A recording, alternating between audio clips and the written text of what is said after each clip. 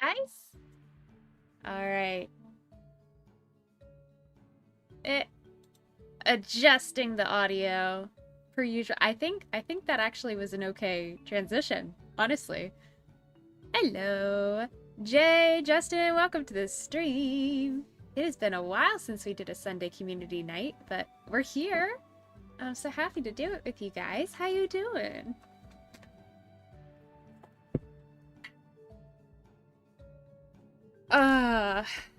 It has been honestly a really low-key week, but for some reason it feels like a really chaotic week. I have some theories why, but for the most part, I just thank you God that we get to be here and hang out and have a good time, no matter what's going on. And thank you for Jay and Justin and Legend and Mr. Conductor Bro and everybody that'll come in or watch. Amen. Hi guys! Welcome on in, Legend and Mr. Conductor Bro. What is up with you guys? Are we up to anything fun lately? I took Friday off completely from being on the computer because I've just been like struggle busing. Well, okay, I say that. I took Friday completely off from being on the computer online, if that makes sense. I still did like Minecraft, but just like, I don't know, it's like I was on a handheld console, but it was attached to my computer as opposed to doing the online stuff. I don't know, it was nice. Justin says we be prepping dinner, roast chicken, roast potatoes, and green bean casserole. Ooh. That sounds delicious. I want some. Alright, who's hopping with me in the van? And we're gonna go over to Justin's house, and we're gonna eat dinner. We're gonna have roast chicken, roast potatoes, and green bean casserole. Heck yeah. I think the Friday thing was kind of easy to do because I woke up at like 2 p.m. and then I had to leave by 4. So first hour I spent just doing like Bible study. Second hour I did playing Minecraft, and then I was gone. Jason's got a haircut today. I really like it this time. Heck yeah.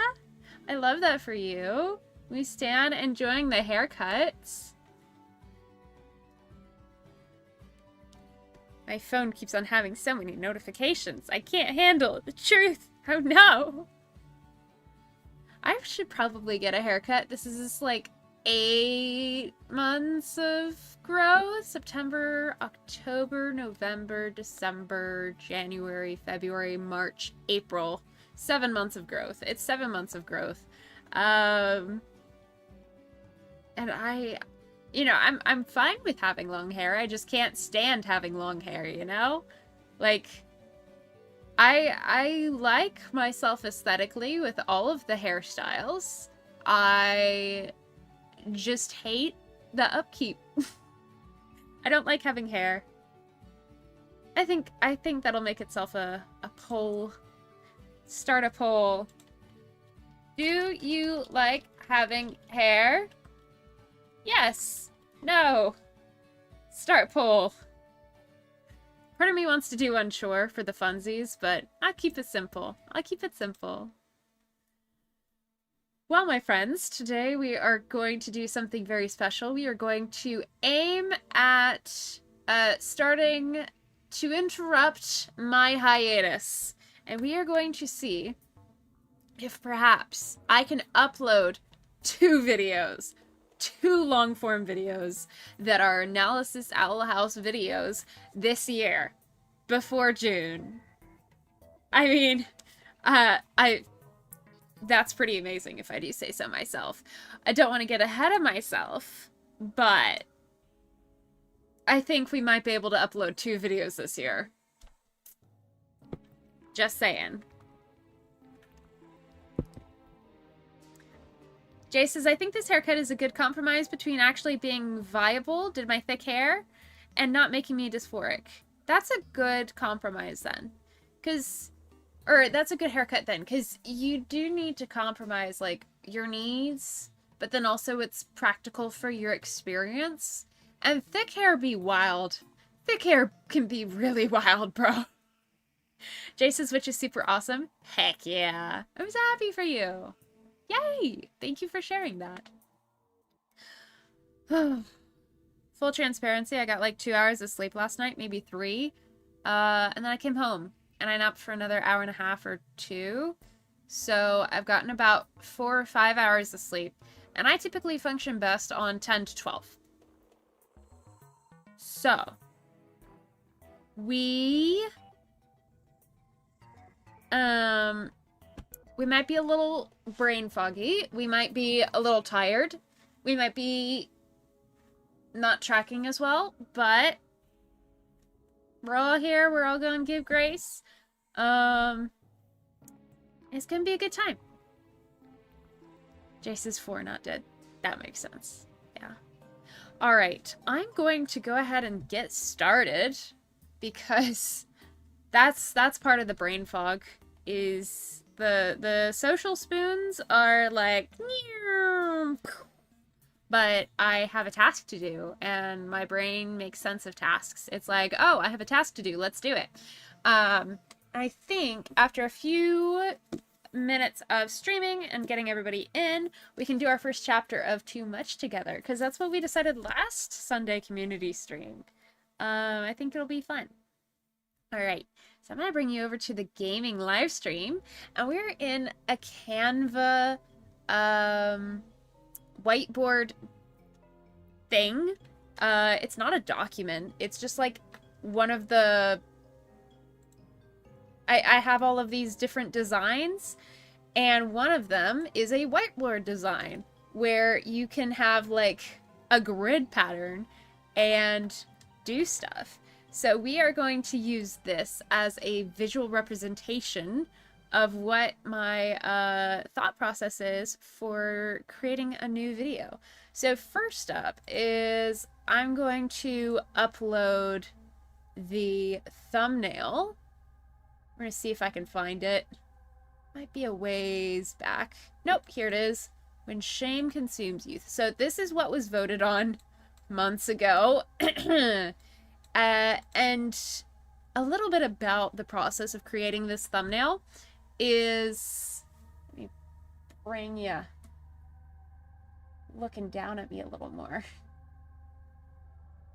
So the process of creating this thumbnail is I decided that I wanted to have a prominent face or a figure on the right and then text on the left, and then the text should be white and yellowish. Hi Mari, how you doing? Good to see you. Welcome on in. And then I wanted to have when blank strong verb something. That's like the... Oh, this is a terrible song for the vibe. Cass's theme is much better. Let's go. All right, so I just started creating a bunch of different similarly shaped thumbnails off of this template. So when purpose preserves peace, we have the when something, strong verb something. When potential pulls you forward. When fury shatters you. So that is really the inspiration for these. I just took different pictures of the characters and then tried to find something and a strong verb to pair it with. So now, building from that, we have to come up with some sort of idea for the content. And sometimes I do this, and we're gonna switch to just chatting for a little bit. Sometimes I create videos like this in which I will start with the thumbnail and find a video from there. And the thumbnail kind of narrows my scope of imagination. It gives me a very specific lens to examine the source material through. So in this case, I'm talking about the owl house, obviously, because we got loose in the thumbnail. But, you know, sometimes I will give myself that limitation through a thumbnail, but a lot of the times I just am watching something and I'll write something down. And I'll chat about that in a second, but I want to say hi to you guys because we got more of you guys. Legend says hi. Hi, Legend. Mari, how are you doing? What's up with you? We have Legend and Justin prepping dinner. Jay got a really cool haircut. And I haven't heard from Mr. Conductor Bro how his day's been going, but I hope it's been going well, and I hope your day's going well. It's good to see you.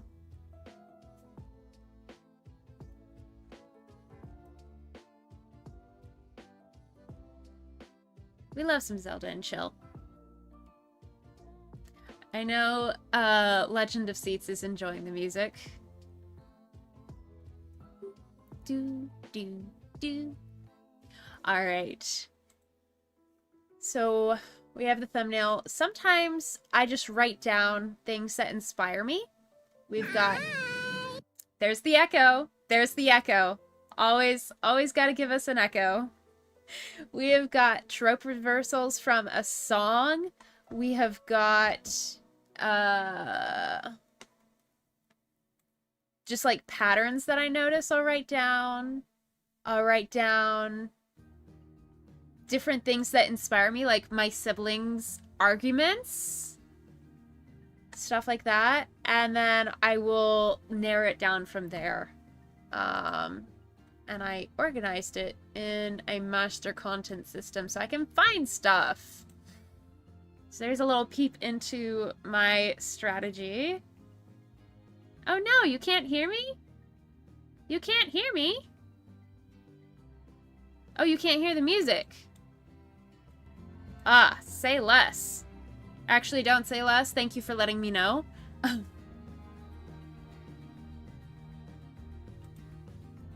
Let's see if we can bring it up.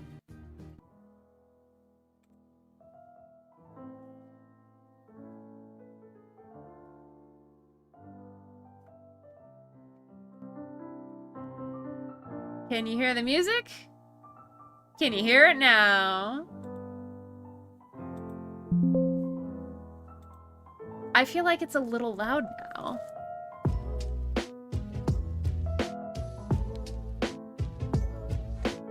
We're gonna see. We're gonna see. Mari says, I'm doing all right. Nothing too exciting today. All right.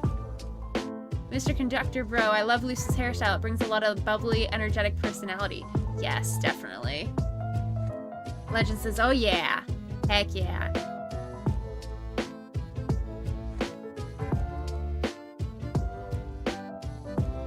All right, I am gonna bring it down just a little bit so I can hear myself. And then we're gonna get back here. It's louder than normal streams. Yeah. So we're gonna bring the audio down just a tad now that you've heard it. And while I'm chatting with you guys, let's end the poll. Who likes their hair? Who likes having hair? 80% of you. That's fair. I'm gonna join the one of you that said no because I don't like having hair. I would like to get rid of my hair, please. Legend says, hearing it is fine, but yeah, it's overpowering. Yeah. All right. So when shame can say, it's still too loud for me. We are going to turn it even further down. Gotta love the shenanigans, because it will shenanigan. Gonna bring gaming audio output back up so that it stays about the same. Justin says, it be a thing in our stream. Sound issues. Ah, the fun. Yep. Maurice's bald lily arc imminent. It's been imminent for the past 20 years. And I'm 26 this year. It's been imminent for so long. Alrighty. So, we have got ourselves a thumbnail. I'm gonna just start doing little sticky notes. What is it, an S? T? No. I think it's an S. Yeah. So we're gonna make it... pink. I like pink. So when shame consumes you, the first thing that comes to mind, obviously we're gonna have to include the episode, where she and Hunter are in Belos's mind, because that's in the thumbnail, and the purpose of a thumbnail is to make a promise to your viewer that you then fulfill in the next couple of seconds of the video. So I'm definitely gonna have to do that. Honestly, let's take a look at content creation, films and shows, Owl House. What is it called? Them's Breaks, Hollow Mind, 216. Season 2, episode 16. Hollow Mind. Bam. And then I'm gonna let you guys contribute to this.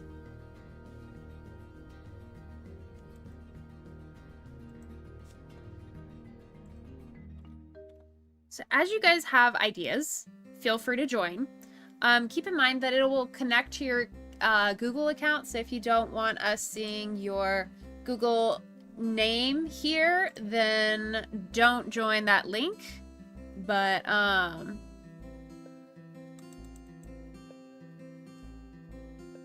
there you go. We're gonna have some fun. Jay says, "Oh wait, what's up? You made sounds, or at least you communicated sounds." All right. While I'm waiting on that, Jay says, "Y'all, I have no edit ideas for my second channel." All right. We're gonna put that on the to-do list. We're gonna make that a, let's see, you're Blue Jay Bard. So let's make it a nice blue, and then help Jay with edit ideas for channelo. Yes. This is the to-do list. All right. So I see Scooby Fan, also known as Mr. Conductor Bro, right? Right? I think we got that. Put this over here for you guys so you can still see everything. Alright. Oh no!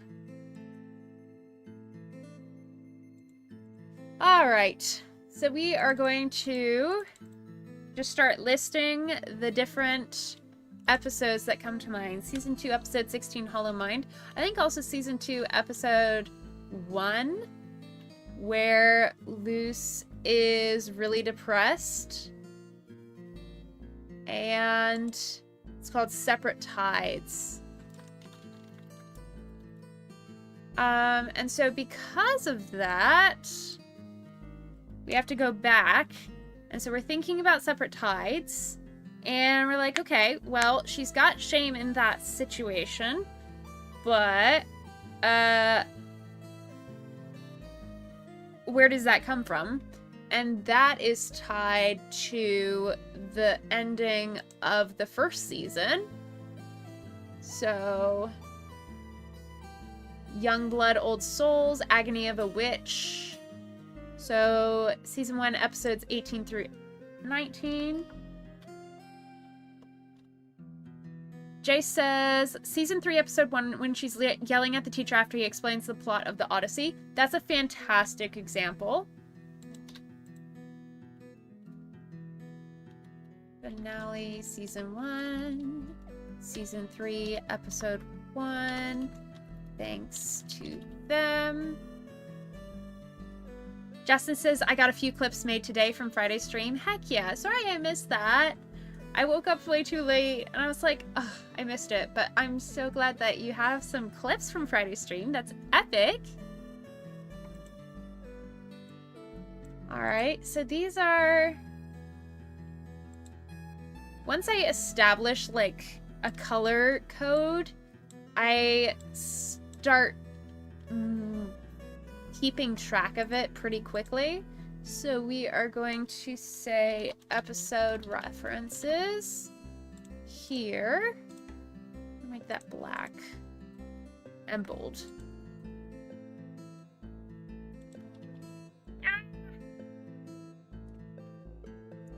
Mari says, oh, brilliant example, Blue. Right? Fantastic. And then I want to do, like, elaborations, examples. So, specific examples. And I think this one is gonna be kind of in the same color family. We're just gonna go purple for this one. And then make it a little lighter purple.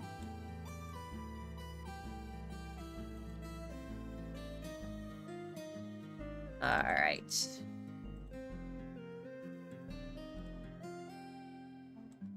And then we are going to...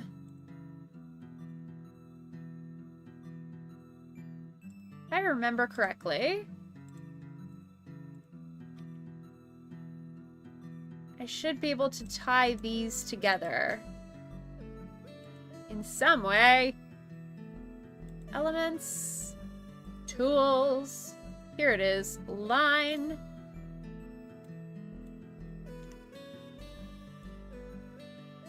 There we go. So this is connected to this one, and we're gonna make this one purple.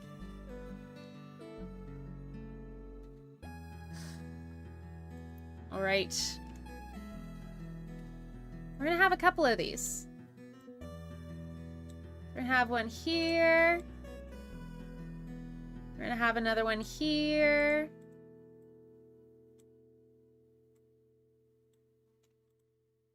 We're gonna have one here.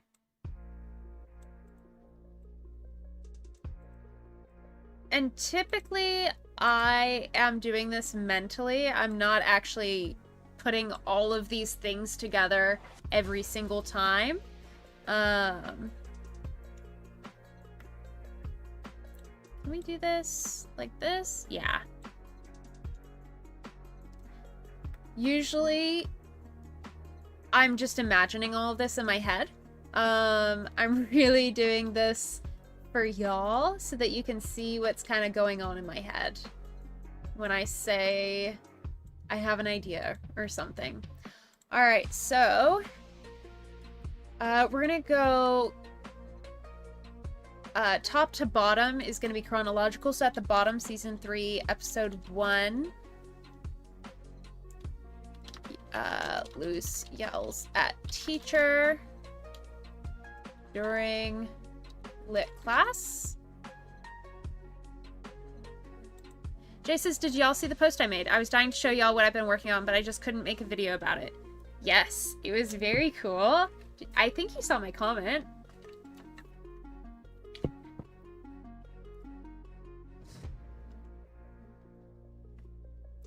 Let me see if I can pull it up.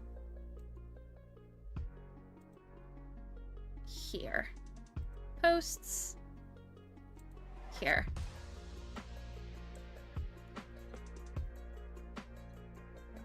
Hey y'all, so I do not have the capacity to make an announcement video as there's too much to announce, says Blue Jay Bard.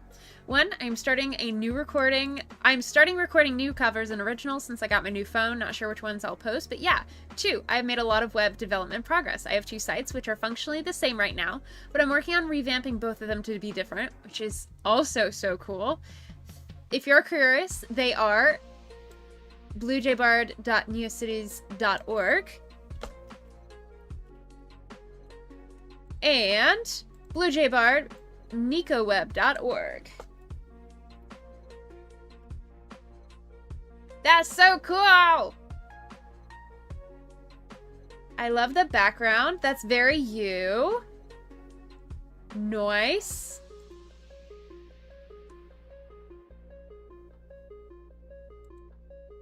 So cool. I don't know how to maneuver this one.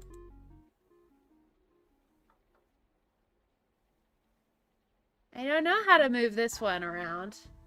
That's very cool.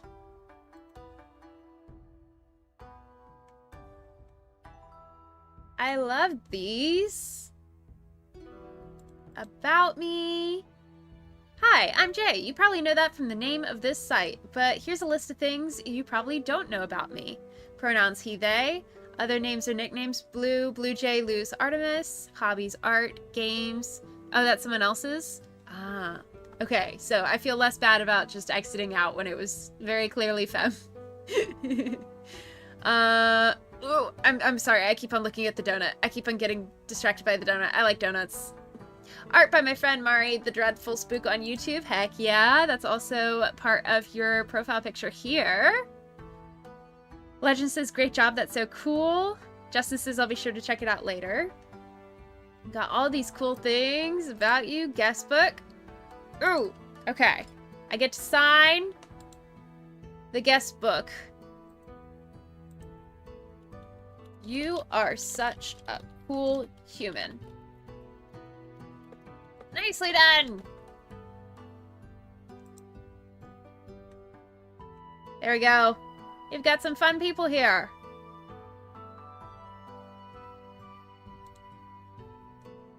My ideal rock is a smooth river rock. Take the quiz at swiftieshq.neocities.com. Interesting. I want to see about the donut. I want to see what kind of donut am I? What kind of donut are you?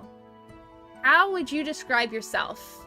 How would you describe me, Bucko? Caretaker. I like to help everyone wherever I can. Full of sunshine. I like to smile. Workaholic. Shy and soft-spoken. Mentally ill. I'm that one. And a little bit of a nuisance to others. Definitely the last one. What would you say your #1 goal in life is? I would say... I want to make my friends happy. That makes me happy. What type of food do you like?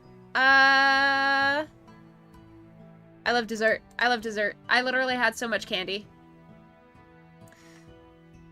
Mari says, Hatsune Miku!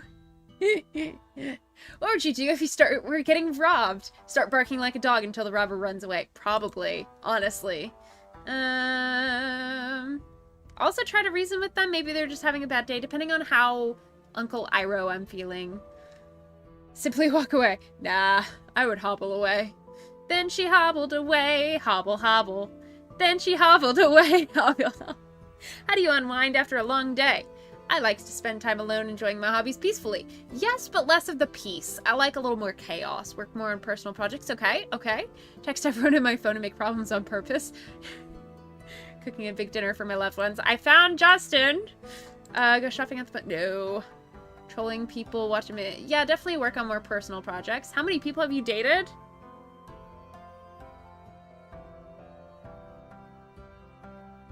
For the memes, I'm gonna say this number, because that's about as many people who think that they have a chance with me, apparently.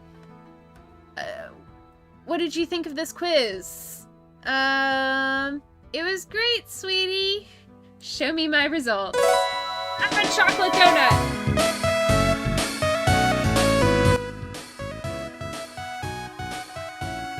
That's really loud. That is so loud.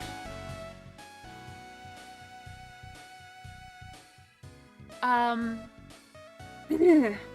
can't hear my thoughts. However, I'm a chocolate donut. You are truly a joy to be around. Aw, whenever people are around you, they feel comfortable and happy. You're the type that can light up a room with your smile. Really just want to keep the good vibes going. That's cute. Jay says, oh, they're swearing. Oh no, I'm sorry. It's okay. I didn't expect you would be the one F-bomb in here, but congratulations. All right.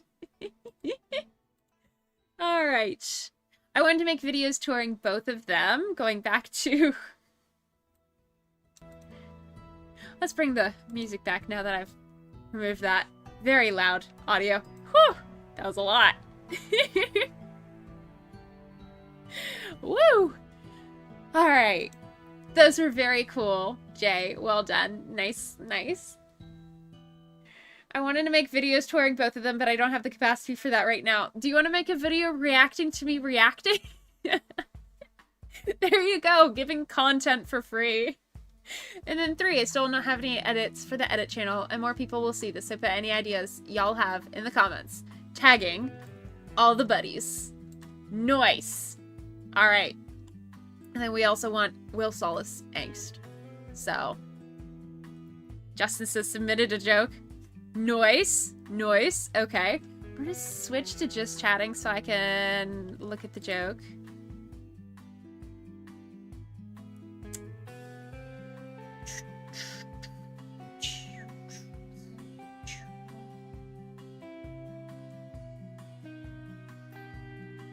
There we go.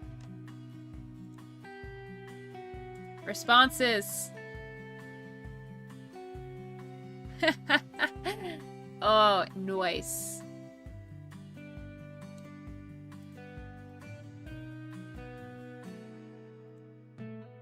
So, I have a joke from the Neo Swing, but I don't have a joke from you, Justin.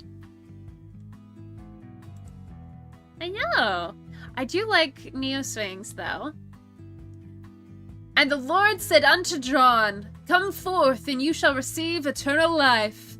But John came fifth and got a toaster instead. Sucks to be him, I guess. Alrighty. Back to the gaming live stream. Hee hee. Where are we? Where's chat? Chat, where'd you go? Oh, there you are. I think it might take a little bit. Oh, there it is. Found it.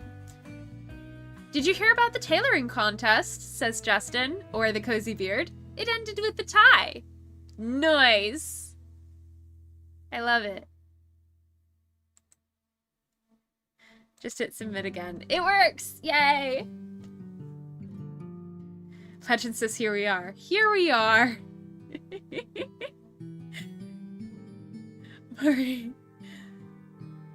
We're in the midst of a Miku renaissance at the moment. She's suddenly become at least somewhat mainstream. Oh no. Hold up, guys. I prepared for this. I have indeed prepared for this. We're not doing the main part of the stream, but that's fine. When do I ever do my part of the stream? I prepared for this. I just need to find it. Is it? No. Hold up. Maybe... It's one of these wigs. It's one of these wigs, okay? One of my wigs is like Hatsune Miku, and we're gonna discover it. So this one is my Willow and Lilith wig.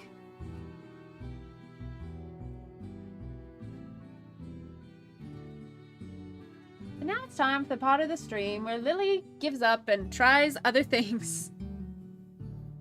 Mari says, where's chat? Well, I don't know about you guys, but right now I'm lost in the woods somewhere in New Jersey, and I got a bad feeling I'm not gonna make it to LA. You added stuff. Anyhoodles, I need to take care of this wig. I think it'll be really funny if I'm wearing sunglasses, though.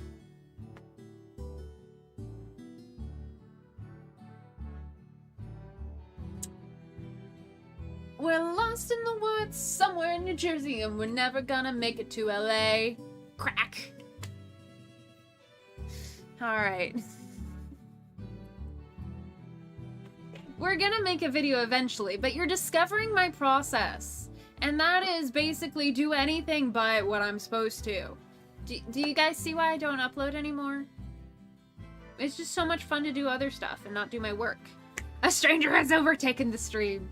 Yeah, so this is my Hatsune Miku with a lot of emo vibes. Hatsune Miku decided to go dark hair instead. And we've got my... Oh, my mom got me this wig for my cosplaying my D&D character.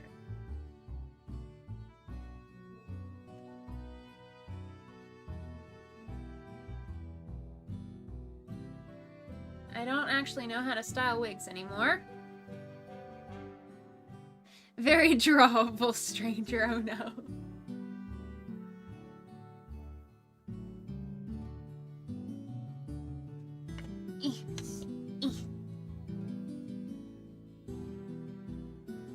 We're gonna do... Maybe not these sunglasses. I do like the yellow sunglasses with the blue hair though. It's giving primary colors. But not this cardigan. We need... Ooh, you know what we need?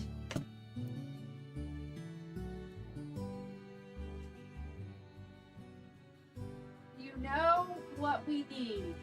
Because I know what we need. First of all, I need you guys to see what I'm doing over here. Because it's going to be hilarious. Okay?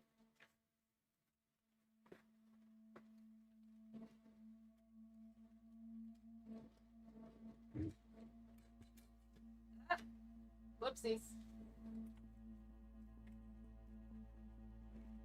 A leather jacket.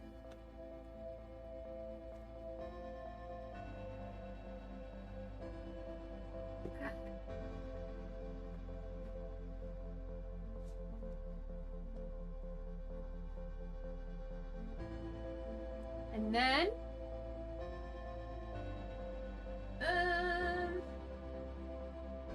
none of my jewelry is cool enough for this.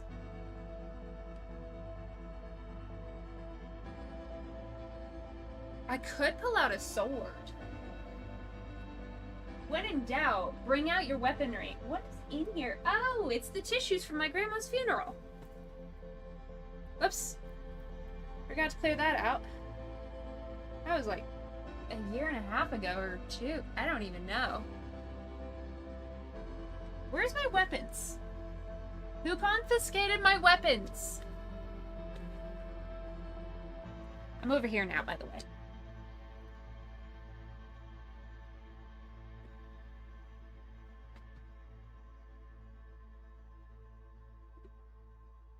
Still waiting on somebody to take the bed.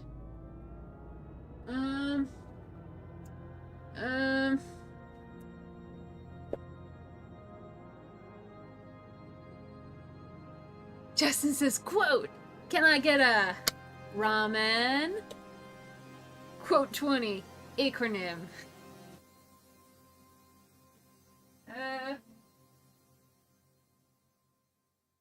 Guys, somebody stole my swords. Oh, no, they're right where I left them. I'm just blind.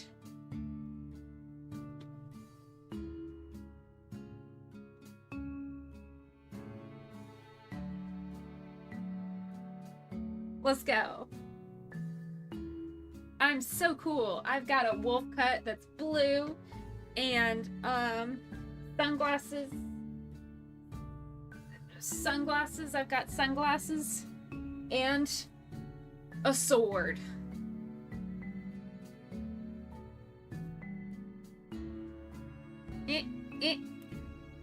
I mean, come on. I'm just so cool. Okay, so there's the second wig. And then, we've also got this really long purple wig that I got for Entrapta. Jay says, I think I may have made a mistake. The only mistake any of you guys potentially made was in assuming we would actually stay on topic.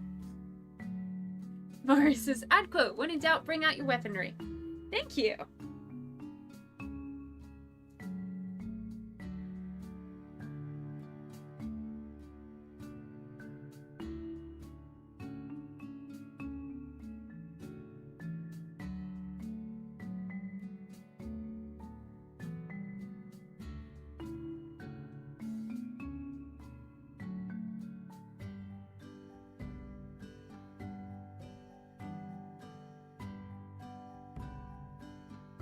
Alright, I'm not sure that purple and this burgundy work too well, but, this is my Entrapta wig. What do we think?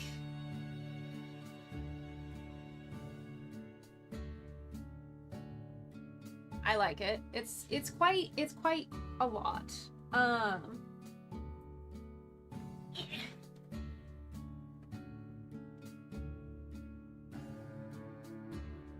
So, if I show you how long it is,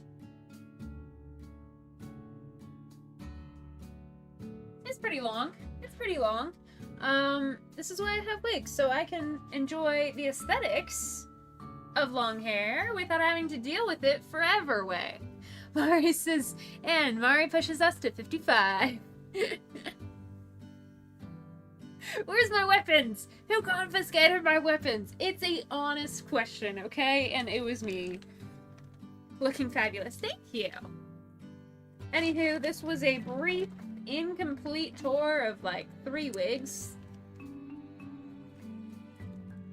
And completely on track with how on track I get with my homework or making a video, but sometimes you just gotta let the creative juices flow. Yes, and people. Alright, so we got these. I'm gonna put them away in my wig drawer.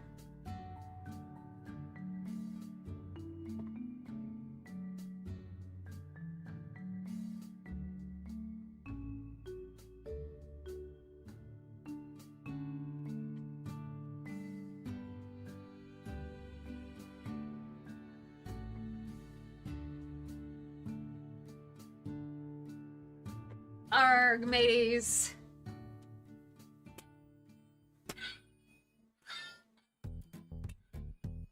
Yar. I got a cutlass and a eye patch. Yeah. I got ripped off, I did. Arg. It's because I wanted an iPhone. And they went, oh, well, we'll get you an old iPhone, but then it had a glitch. So they're like, we'll patch that for you. We'll get you an eye patch for that. And then they just handed me this when I gave them my iPhone, and I never got an iPhone back. Arrgh. Alright, alright, alright. We got our sillies out. We got our giggles. Our little chaos gremlins in our nervous systems indulged.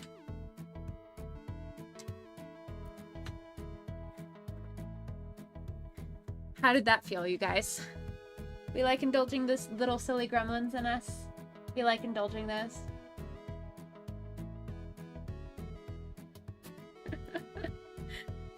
Legend says, while wasting away waiting for food to cook, I'm painting our flapjack staff. Noise.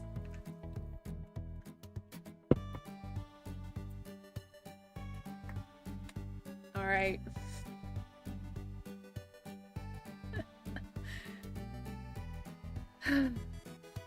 Deep breaths. Because I spent a lot of energy. Infinity is here. Welcome to the stream, Infinity. Yep, I can speak. I beat World Abyss recently. Heck yeah, you did. Nicely done, buddy. I am the World Abyss. You beat me. Dang it. This is a bop.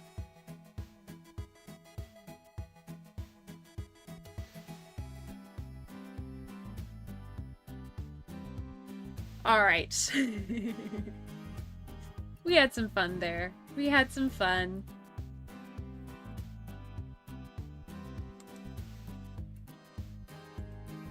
So, making a video. For those of you who are just now joining in, I am making the video as voted by the community when shame consumes you, based on Luce's experience with guilt and shame in the Owl House, specifically in the 2nd and 3rd seasons. And we are exploring how to expand on that.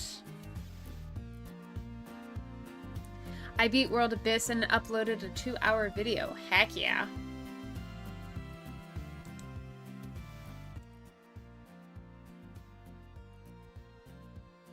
I'm just vibing to the going solo unpacking stuff. Justin says, on Monday I'm thinking a guest star to stream. Bear, my childhood teddy bear. Aw, I love that. It's so cute. I have a childhood teddy bear. I didn't get it till I was 15 years old, but he's Bear the Second. I think. I don't know why he's Bear the Second. Maybe because my best friend at the time had Bear the First, and we had a thing where we were naming everything the same name, but like ridiculous numbers. I I love how we all agree that bears are just called bear, though. That's great. Alrighty, alrighty, alrighty. So we've got some good episodes to get some bits from. We've got specific moments. We've got season 3, episode 1 from Thanks to Them, where Luce yells at the teacher during literature class. We've got the Hollow Mind, season 2, episode 16. We have got Luce in thumbnail. So this is gonna be my intro tie-in, because when I'm making a video, I have to think about visually, what is my thumbnail going to tell people to click on, and then how can I reinforce that that's gonna come true in the video. And then the next one is season 2, episode 1. Luce sacrifices herself in for Ida. And then season 1, episode 18 through 19. The cause of Luce's shame and guilt. Kinda, sorta. Okay. So we've got all of these, and if I move them in any way, I should be able to rearrange them. So for example, this is going to be my intro, so now it's at the top. This is going to be like a shocking thing, and then it led to a outburst. She has outbursts here and here. And so what caused it, and then we tie into the season 1, episode 18 and 19. I think another one that could probably go with this is,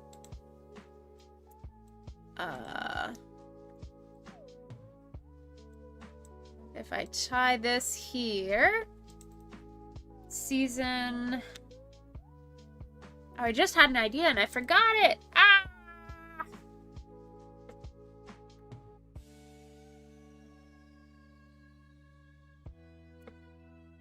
Where is it? We've got, because of that. Oh, also, I think Luce is probably, why does losing Ida matter so much to Luce when she was happy to run away from her own mother, right?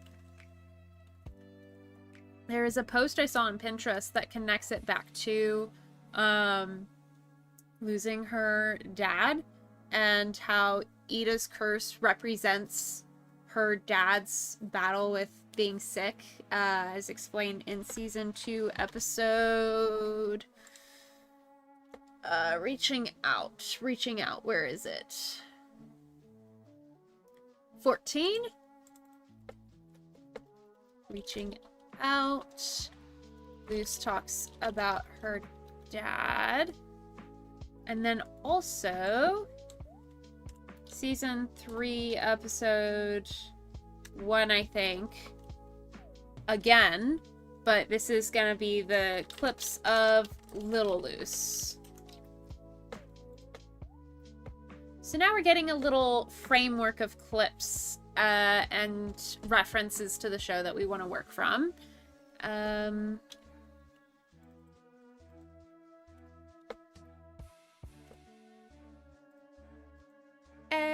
Where is it? Where is it?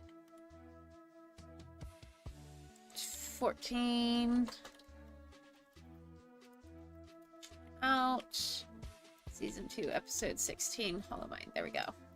Okay, so we've got some of these, and looking at this, we have like a procedural, we have like a progression of ideas. Here's the intro, thumbnail, transition. Here's the setup. Like, we see these outbursts, but it's not just starting there. It didn't just start out of nowhere. Where did this come from? And then we see like There's the obvious thing in the show, but then there's the not so obvious that you kind of have to dig for by watching the rest of the show or, you know, thinking critically. But then we can't just stop there, because a core tenet of my channel is talking about hope and what is the meaning of this? How can we make this depressing show characteristic turn into a symbol of hope for us and a symbol of light for us? Because the Owl House isn't just about shame consuming you. It's the implication is when shame consumes you, what do you do about it? How do you claw yourself out? And so I want to look at how Luce gets out of it, how she responds to it. So we're gonna have a little bit of this being like the cause. I'm gonna actually start labeling these. Cause. Oops. That works. Okay.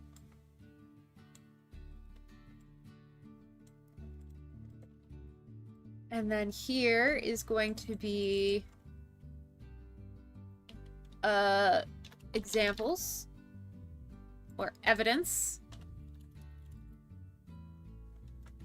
And then here we're going to have just the hook or the thumbnail. Jay says, this video seems like it'll be really important to me when it comes out. I hope so. I hope it'll be important to anybody that watches the Owl House and whatnot, you know? That was really sweet of you to say. Thank you.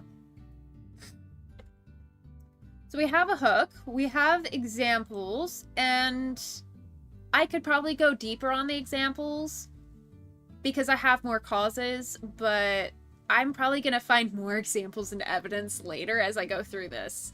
So I'm going to go ahead and replicate this. It's okay, it's okay, it's okay. We'll figure it out, we'll figure it out. And we're going to connect it down here.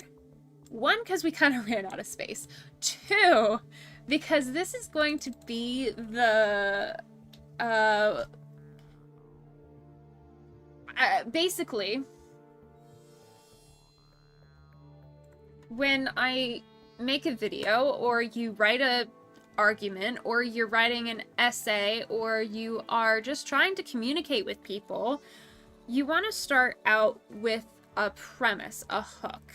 And so for me, that's going to be my thumbnail. I'm going to use that thumbnail to introduce the topic that we're talking about, but it's not going to be the most important part. It's just going to be delivering on that promise of the thumbnail.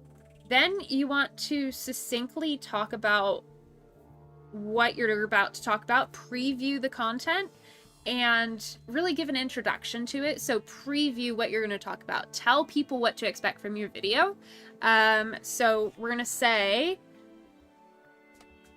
Luce in the Owl House. Hydrating so my brain doesn't dehydrate as I come up with this thing. Luce in the Owl House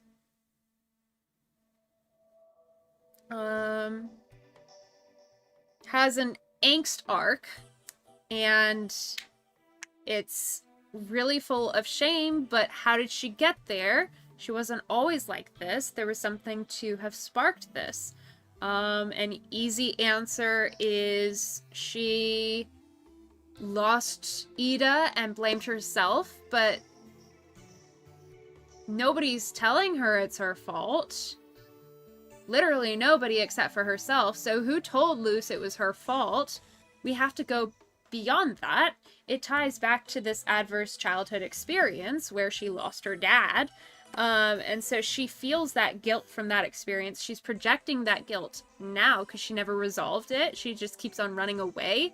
And then we see in season 2, episode 14, that we're reaching out. She begins... Season 2, episode 14, Luce begins... Let me switch over to gaming real quick. To face the underlying issues. But it's too big to tackle all at once. Right? And we're gonna do this here. Put this here just so it makes a little more sense. And then season 3, episode 1, Luce almost doesn't show up multiple times, but dons her hat, Azura hat, to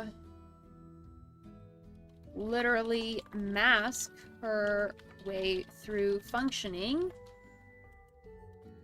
So I'm thinking of, oh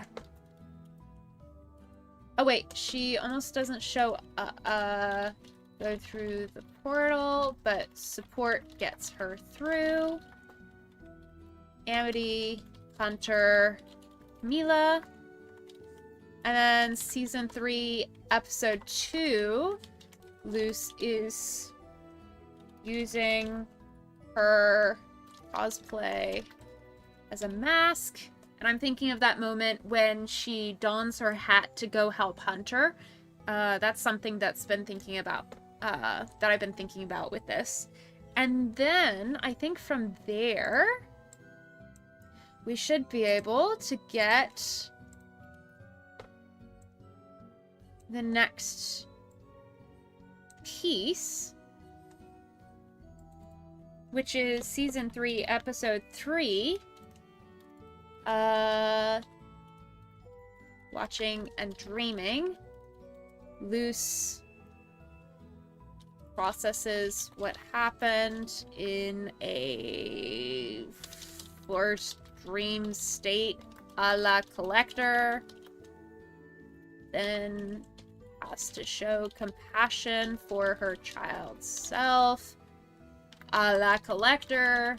I will expand upon this. This is part me trying to narrate my my thought process and also showing you I'm just getting it down, right? So this is a mind dump. This is a brainstorming situation where I'm trying to narrate what I'm talking about, but I'm also trying to put what's in my brain on paper. And it doesn't have to make sense to anybody else. It makes sense to me.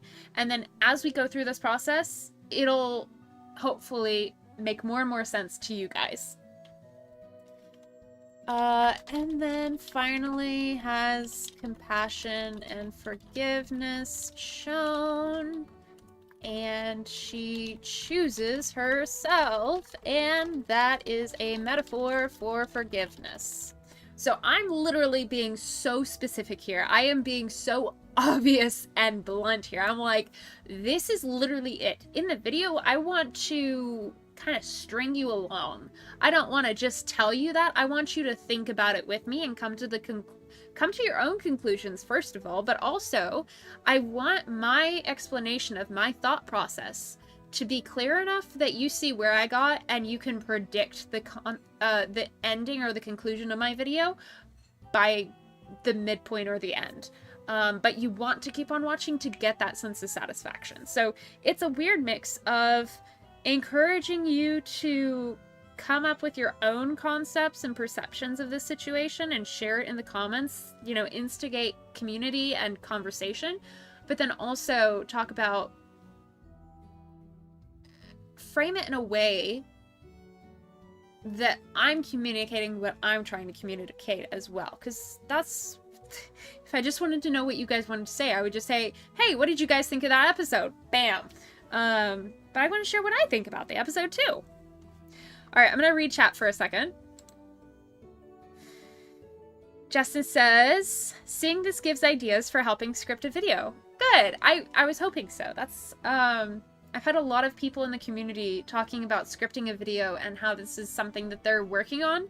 And so this has been in the works, but I felt a prompting from God to like, just do it. Do it with the community. Walk it through. So yeah. Justin says, want to do a how the Owl House changed my life through it. I met this amazing community. Heck yeah. I was in your stream when you were talking about it a couple of days ago last week. And it was really sweet to see you, like, I can imagine the joy based on your comments and chat messages and the live stream for all of you guys. I can imagine based on the way that you communicate and the words you choose and the capitalization or punctuation or lack thereof and the emojis you choose. And that is so precious to me.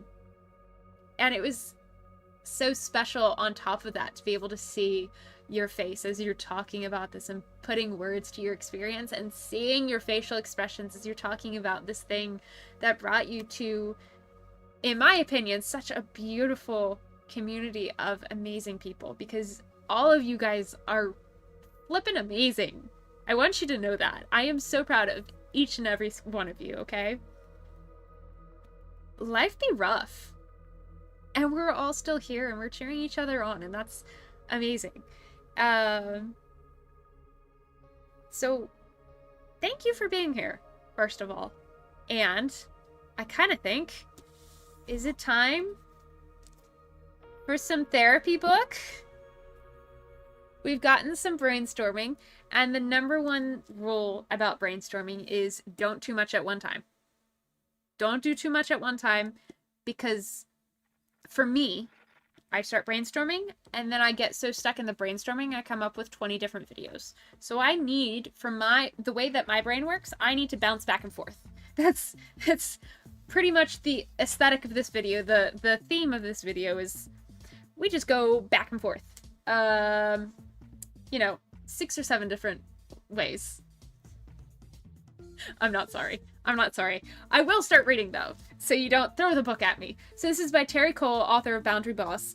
Too Much, a guide to breaking the cycle of high-functioning codependency. We're going to do a chapter together. Too Much. Legend says, yay, reading! Heck yeah! Alright. Introduction.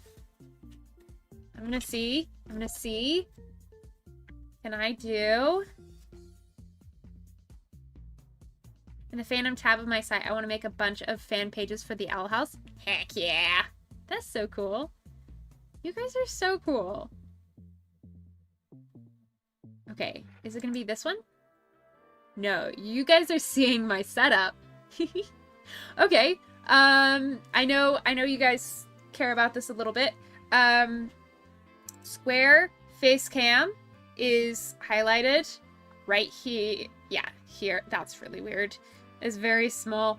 But square face cam is this camera right here. Then we've got puzzling, which is my name for whenever I am recording the screen in some capacity. Ah! I just made that bigger. Don't want to make that bigger. The poll is whenever I have a poll, I typically hide it. Gaming alerts, this is if something happens. But it's underneath the square face cam, so let me do this. So if somebody subscribes, it'll pop up there. Nobody just subscribed, that was 6 days ago, I was just replaying it. Spotify should be working, but it's underneath everything. So you want to make sure that everything is up top. Let's do this here. I think that'll work. Art stream chat box, that's really small and in the back. Ah! Oh, it just echoed. Okay. Gaming mic, audio output. This is how I have Spotify. This is how you hear me.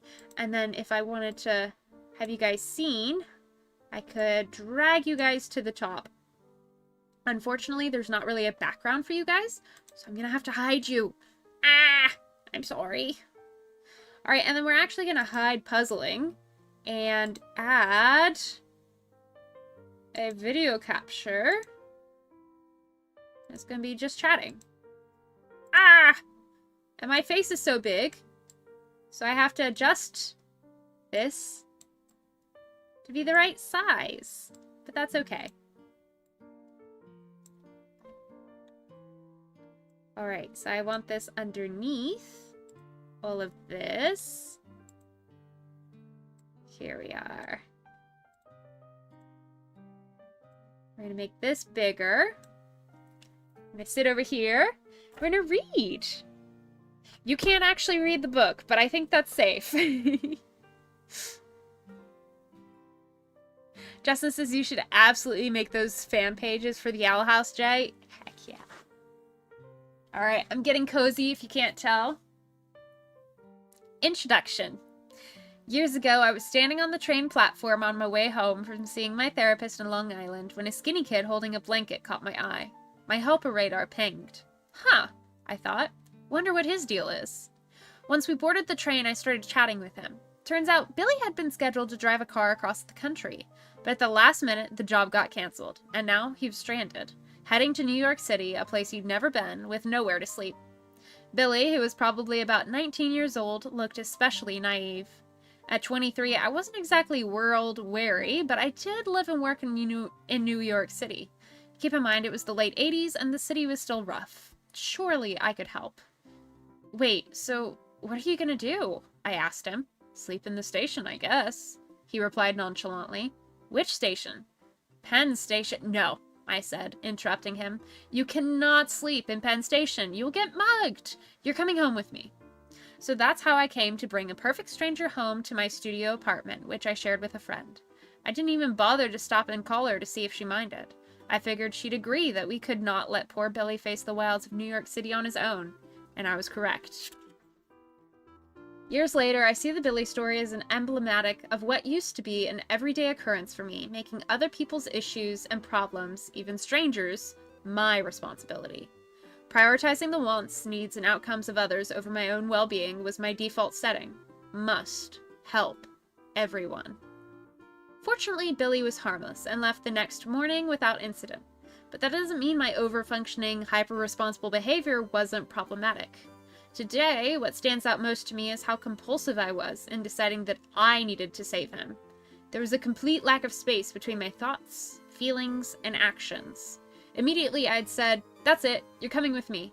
It never occurred to me to pause and consider, is this even my problem to solve? I had other options, of course. I could have given Billy the name of a hostel or suggested he plan himself somewhere safer than Penn Station. I could have pulled out $5 so he could get some coffee and a snack.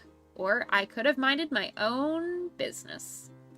Instead of exercising any of these options, I projected my worst fears onto Billy, who seemed totally okay with his plans, and instantly made this projection more important than my own well-being, and my roommate's well-being. The truth is, I was used to operating this way in all areas of my life, with loved ones, co-workers, and yes, even strangers. While you may not have gone to the extreme lengths I did with Billy, perhaps you have your own version of veering out of your own lane and taking the helm of someone else's decisions in life because you feel a deeply ingrained responsibility for others. Consider the following. Are you often the person that people come to for advice or when they are in a jam? Do you regularly accommodate others' needs and preferences? Do you ever say yes to avoid an issue when you should want to say no? Do you overgive and receive less in return? Are you a professional fixer, always on, always ready to act on behalf of others? Or are you so highly capable that sometimes it feels like if you don't handle the travel plans / organize the calendar or divvy up the check at group dinners or solve your babysitter's family drama or sort out your bestie's existential crisis, that chaos will ensue? If any of the above questions resonate, the odds are good that you are one of my over-functioning, over-giving, and overextending sisters or brothers, or somewhere in the between siblings.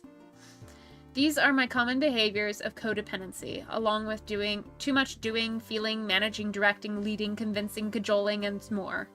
My goal in writing this book is to guide you away from too much to just right, and to help you find a way out of any behavioral patterns that might be draining your energy and causing harm to you and your relationships. Fortunately, you are in the right place. Not only am I one of you, I have spent the last 2 decades in recovery from doing too much, but as a licensed psychotherapist, teacher, and master coach, I've devoted a great deal of time to learning about the underpinnings of codependency and figuring out how to teach others to unravel the psychological knots that keep us running ragged.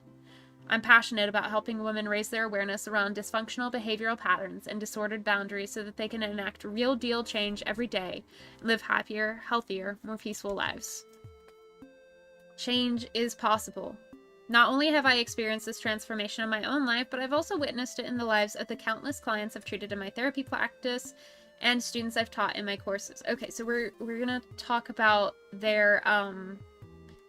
her credentials, which I don't have. Trying to figure out if there's like a summary of, yeah. So Terry Cole, MSW, LCSW, is a licensed psychotherapist and global relationship and empowerment expert. For over 2 decades, she has worked with a diverse group of clients, from stay-at-home moms to celebrities to Fortune 500 CEOs, gifted at making complex psychological concepts accessible and actionable so clients and students achieve sustainable change. She inspires millions of people through her blog, social media, signature courses, and popular podcast, The Terry Cole Show. See terrycole.com.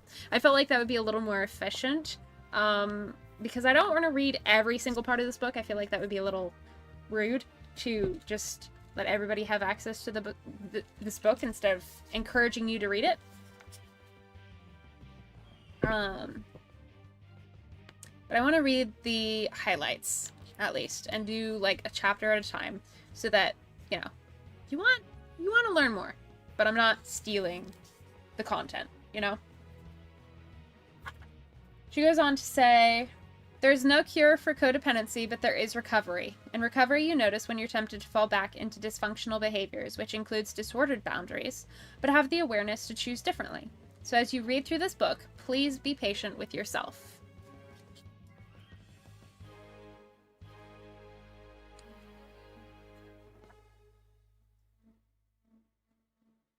All right, and then she talks about how to use the book. And then this is, if you see that like bolded bit here, says how to use this book. Whatever your reading style, take note that this book is designed to be consumed in chronological order as each chapter builds on the one before it. To help you apply what you're learning, I offer tips, self-assessments, and exercises throughout each chapter. These are the same things I use with my clients and students, and they are essential to achieving your desired results. Here's what you'll find in every chapter. Say it with me. Powerful positive statements designed to help you reframe your mindset and boost your self-esteem. These are things that Justin and I have been talking about on stream, how we've been reframing little things. So last stream, I said something like I was insufferable, and then I caught myself and I said something less negative about myself. I don't remember how I reframed it, but I reframed it. I used more positive language. It was like, I'm just so insufferable. I think I was like, I'm just quirky or something. So stuff like that. 2, loving reminder, heartfelt messages and insights that serve as gentle nudges, reminding you of the importance of your journey and the power of self-love. Check-in, moments of introspection to help you reflect on your journey, offering a space to personalize the insights and apply them to your life. Back to you, quick on-the-fly self-assessments to help you personalize and internalize the encouraging self-discovery information and apply it immediately to your unique experiences. And then at the end, take action. At the end of each chapter, take action sections, present practical exercises, and actionable steps. Top of the mind, helpful ways to expand your self-awareness and keep your personal growth journey at the forefront of your thoughts. Take care, emphasizes the importance of self-care, providing guidance on incorporating nurturing practices into your daily routine. And go deeper, directs you to the back of the book where you'll find more in-depth self-awareness exercises and prescriptions, allowing you to tailor your healing journey. You can also grab an high-functioning codependent bonus bundle online at hfcbook.com/resources. I'm going to type that in chat. hfcbook.com/resources.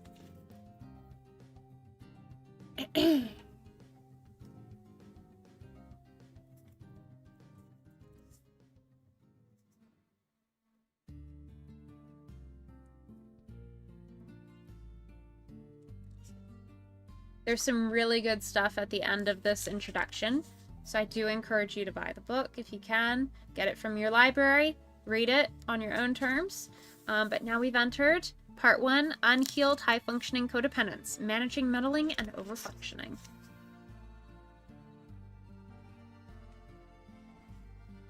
When doing too much is really too much. There's a really great example of what doing too much is about. And then, what's her name? Terry Cole. Terry says, so many of us were taught that endlessly saying yes is a badge of honor. This belief shapes our interactions and impacts the quality of our lives. Like most of my high-achieving clients, women who are always ready to handle whatever crisis may be exploding, Andrea, the person in this story, knew that logically she could say no to her family, her crew, and her coworkers, but in practice, she rarely did. So back to you, take stock. Are you doing it all? Sometimes we don't realize how much we're doing until we take an inventory. Read through the questions below and jot down your answers. So, how many hours a week do you work inside or outside the home? Are you the default parent? How much time do you invest in staying in touch with your family? Who's doing the housework? When somebody needs something, do you drop everything to help them? If you are partnered, how much of your partner's life do you manage? Social, health, fitness, family, work? Do you stay in touch with your partner's family more than they do? And how many people are you a confidant to or a go-to best friend?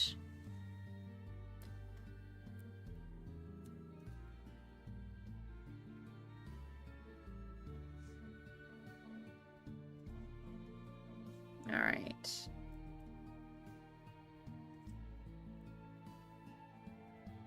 Most people in my professional experience, says Terry, don't understand what codependency actually is. There's a whole lot of confusion and misconception about codependency. Before we go any further, let's tackle some of the most prevalent myths. Number 1, codependency only occurs in relationships with addicts. False. While codependency is often present in these relationships, it's not the only kind of relationship in which it can show up. 2, only women are codependent. Though we usually think of codependency as a woman's affliction, any gender or gender expression, including male and male-identifying, binary and non-binary folks, can be codependent. Myth 3, codependency only happens in romantic relationships. False again. Codependency can happen in any relationship dynamic with family members, coworkers, clients, romantic partners, or friends. Shout out to all the codependent female friendships of my 20s. Myth 4, only emotionally weak people are codependent. False. Codependency has nothing to do with being weak or strong, and everything to do with boundaries. I've seen many strong-willed, confident, daring women fall into dysfunctional behavioral patterns that were modeled by their earliest caregivers. Weak is definitely a misnomer. Myth number 5, you can always spot a codependent. False. In fact, many people do not identify with the old-school definition of codependency and cannot even spot it within themselves, which is exactly why I wrote this book. Check in. Take a moment to reflect on your current understanding of codependency. How does it align or differ from the myths and explanations provided? So my understanding so far, coming back to this, my understanding of codependency thus far is when you say yes to everyone else way more than you say no to others. When you say yes more to other people than you say yes to yourself. Because sometimes saying yes to yourself means saying no to other people. And another element I would include about codependency, for me personally, is I would say that codependency is when that imbalance of who you say yes to and who you say no to, even if you do technically tell people no, if you're still accommodating them, you're like, no, but I can't do this. That's not an actual no. If you are saying yes to other people so much and not saying yes to yourself enough, and that's creating problems in the way that you feel.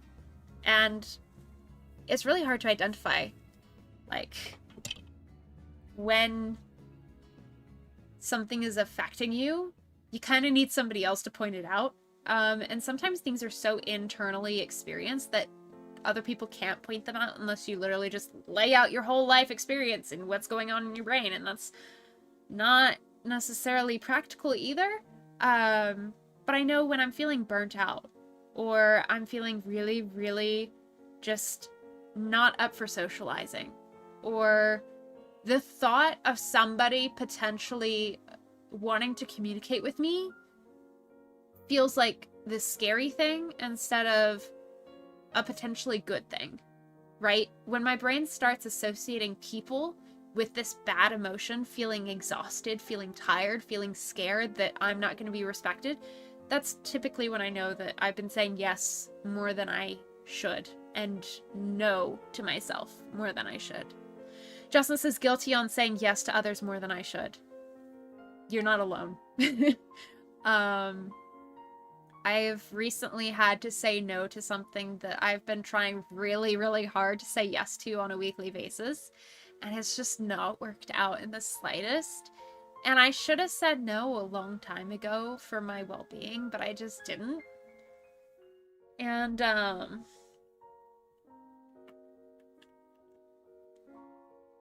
I said no, or I decided to say no last week.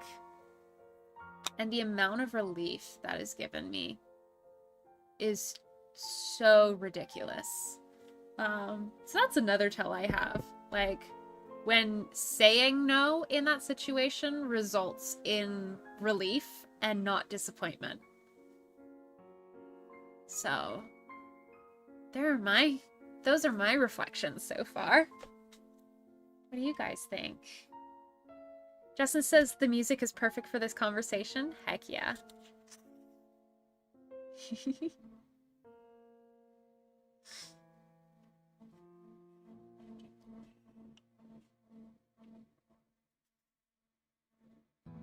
I'm looking for the next section to read while I'm waiting for other perspectives in chat. And I really like the loving reminder. High-functioning codependency comes at a very high price, but we often don't realize we're paying it. That tracks. That's basically what I was trying to say. Like, a lot of times we don't notice it until it's too late. And thinking about this, surprise, it makes me think about Luce and how she was suppressing so much. Coming back to this project, Luce was so ready to say no to existing, and she was suppressing so much. I think Willow is a better example of high-functioning codependency than Luce in this situation, but the concept of suppressing and it not being noticeable until it was too late, it's definitely a very similar vibe in my opinion. So just thinking about that as I create this, and this is why I like to switch around. Like, sometimes I am working on that. Sometimes I'm creating a cosplay. Sometimes I'm reading a book and I'm chatting with you guys. Jay says, this stream I've learned a lot of things. Welcome to Lily's editing school. You learn a lot of life lessons along the way. I don't think any of you guys thought we were gonna go this deep. Especially since I got distracted literally moments in with, what was it? Weaponry and wigs. That was how I set up a lot of my stuff as a teacher. Was I tried really hard to make learning this really positive experience for people, and even though I can't teach anymore, I can't tutor anymore, it's not realistic for me or my energy capacity or my physical capacity anymore, I still like applying a lot of the things that I learned trying to be a teacher and being a tutor. I like applying that to stream, where I can share what I've learned and open up conversation and open up curious discussions about things, and not exactly trick you guys into learning, because it's not like you're super against learning like most of my students would have been, but I do kind of want to trick people into learning by just watching one of my videos. That's kind of my thing.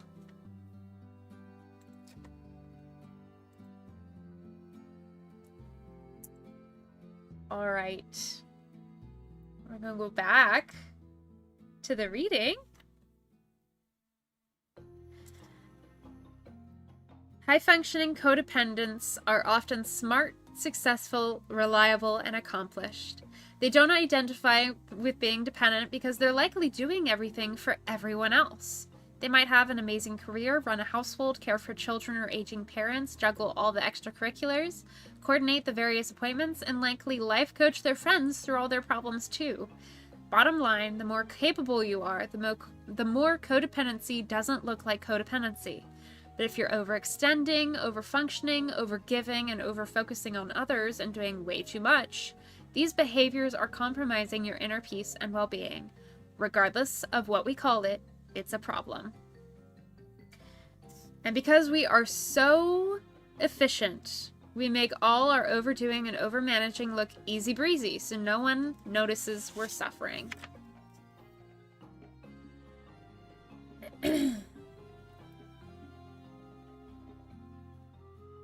Identifying HFC behaviors. To help you recognize how and where high-functioning codependency may show up in your life, read through the list below of the most common issues I witness in my therapy clients, says Terry Cole. Pay attention to what feels relatable to you. Maybe you identify with a few, or maybe you see yourself in all of them. Either is fine. As you read, avoid beating yourself up for anything you recognize. Identifying what's going on is a courageous first step. You are learning more about yourself, and we will use this information for your transformation throughout this book. 1. Communication challenges. You're an expert in knowing the feelings and emotions of the people in your life, but you may be less intimate with your own. This can make effectively communicating your true thoughts and feelings difficult, especially if you fear being rejected or are conflict avoidant. 2. Approval seeking. You may prioritize people's needs above your own, or say yes when you would rather say no, and you likely don't love confrontation. You may apologize often, not only when you're sorry, but also when you're angry, sad, frustrated, anxious. You may be afraid of what might happen if you do something that inspires disapproval from someone else, so you subvert your preferences, emotions, and needs. 3. Autofixing. When someone is sharing a problem or situation with you, you may immediately jump in and give your opinion of what they should do to fix it, whether they asked you or not. 4. Disordered boundaries.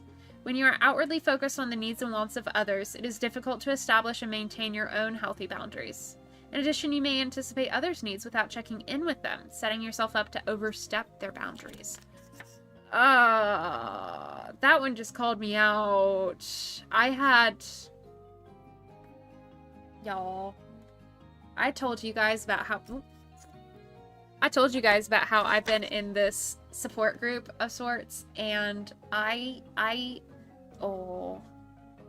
this one gives me the internal icky zoomies. Oh, okay.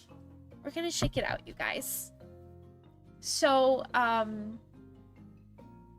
I've told you guys I'm in like this support group of self-development at my church. It's called Freedom Session, and right now I'm on the 3rd book. It's called Authentic Living. And that's actually the weekly commitment that I have decided to eliminate from my life because physically I can't handle going there. I'm still doing the work and I'm still watching the lessons and I'm doing it on my own, but I can't physically attend anymore because it's just too much.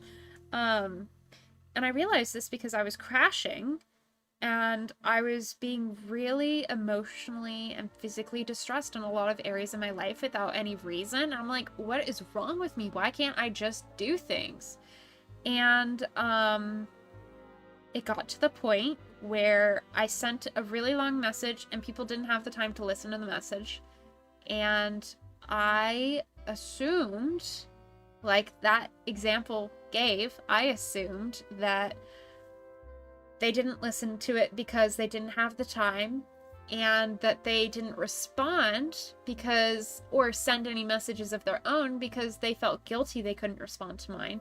Instead of just, you know, asking them, hey, did you listen to it? Are you going to listen to it? I really value your feedback, and I, you know, like, this is a very fresh thing that I'm still doing. And that sort of thing, even though I was assuming the best of them, I thought I was giving them the benefit of the doubt. I wasn't assuming they just didn't want to listen to it. I didn't assume like, oh, they hate me, that's why they're not listening to it. I was like, no, I bet they're busy. But then I assumed their emotions about being busy, and I projected. Okay, I said it. Okay, we're gonna keep on reading, you guys. All right. Ignoring, minimizing, or denying problems. To avoid conflict, you might find yourself saying things like, I don't want to make a big deal out of nothing, or making excuses for others' bad behavior, such as, they're just tired and cranky, I know they didn't mean it. Self-sacrificing. Self-sacrificing has long been held up as a virtue in many cultures, but it is important to take a close look where you're sacrificing what you want and what you need for other people. Could look like not doing things for yourself that would allow you to rest or bring you joy because you are more tuned in to other people's needs than your own. Hyper-helping. You may be in a helping field like nursing, therapy, or coaching, where being a natural-born helper is a plus. The hyper-helping tendency can easily spill into your personal life and can look like doing things for others that they can and should do for themselves. And then over-functioning. Just that title calls me out as a disabled person who masks. We're gonna keep on reading, but I feel called out already.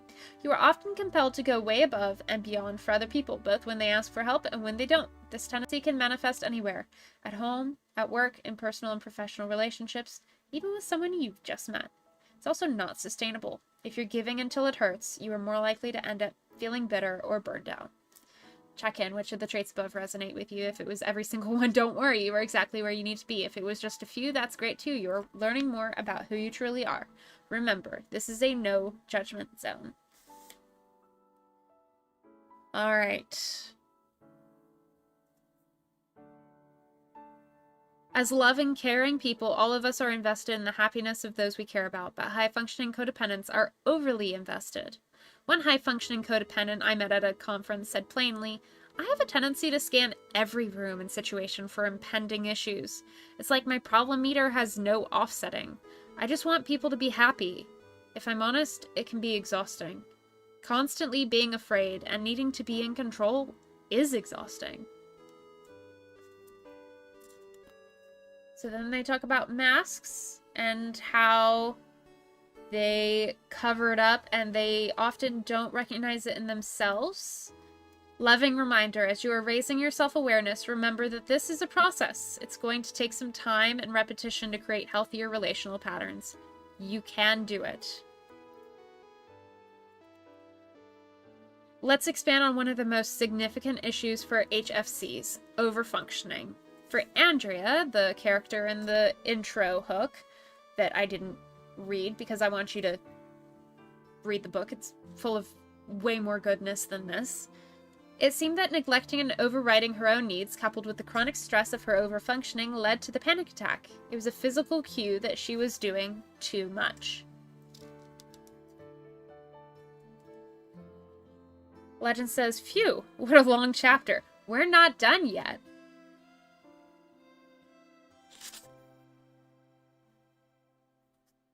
There's a back to you. How can you tell if you're overly invested? It keeps on going, you guys. This is another reason why I'm not reading the entire chapter. But we're almost there.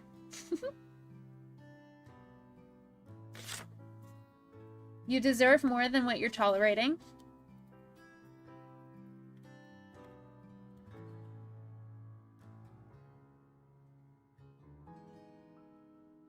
Okay, so we're going to do the back to you, and then we're going to skip to the end. How can you tell if you're overly invested? Imagine your partner, your friend, or your sibling, somebody you deeply care about, coming to you in a crisis. This is whoever your person is, imagine them, right? Imagine them coming to you in a crisis. How urgent does their situation feel to you? Does it immediately feel like your problem to fix? And what's your first instinctive reaction? For most high-functioning codependents, a call like this will send them straight... Actually, I don't want to read what that will. I want to let that sink in. What's your reaction? Like, I'm imagining my best friend calls me on the phone, and she's sobbing, and, like, she doesn't sob. So I'm just like, oh my gosh, something wild happened. Like, what is going on? How urgent does this feel? It feels so urgent. I'm like, oh my gosh, my initial reaction, like, who died? Or who hurt my best friend? Does it immediately feel like your problem to fix? Yes! Nobody messes with my best friend. And what's your first instinctive reaction? Honestly, find a plane ticket. Even though it's hard. And it's not necessarily that caring is bad, but the immediacy and the extremity I'm learning. So there we go. For most high-functioning codependents, a call like this will send them straight into a fix-it tailspin. Depending on the crisis, they're Googling house cleaning services, scheduling the food delivery, researching divorce lawyers, with little regard to whatever they were doing before. If some version of that happens for you, believing it's your job to manage your partner's, friend's, sibling's situation and do it immediately, I see you, pal. This is a codependent response. And I want to clarify. Let's say it was a immediate, urgent thing that needs my attention. It is not bad for me or unhealthy for me to be there for my friend in that time.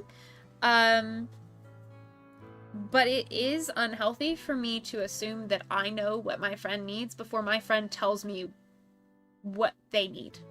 Maybe they don't know, but I should give them the courtesy of asking, you know, like, oh my gosh, I don't know what to say. Like, are you okay? And let's say they say, no, I'm not okay, and I need help. Strategize a way. How can I help you? And maybe that looks like getting a plane ticket, but also maybe they just need a person to talk to in the moment so that they stop freaking out. I don't know. But something that I've been learning is, like, respect your friends enough to trust them to communicate with you. So there's my reflection on that. Say it with me. This is one of the parts here. Say it with me. My worth and value are determined by who I am, not how much I do for others. All right. Last bit. Take action. Top of mind, pay attention to how often you compromise your own needs. Over the next 48 hours, observe each time you say yes when you really want to say no. 2, apologize even if you're not sorry, especially if you're not sorry, or when you're actually feeling angry. Or 3, avoid confrontation or put someone else's needs above your own. 2, take care. As soon as you realize you're overfunctioning, you're on someone else's side of the street, stop and count to 20. Then turn your attention back to yourself. And then go deeper. Codependent relationship questionnaire. The more you know about yourself, the easier it'll be to shift how you interact in your relationships. Go to page 229 in the Go Deeper section at the back of the book to uncover your relationship patterns. Jay says, okay, time to switch to the laptop. Just in time for chapter 1 to end. I hope that was somewhat enjoyable. Hope we had a decent time there. Legend says we're eating and it's so good. Heck yeah. Happy for you.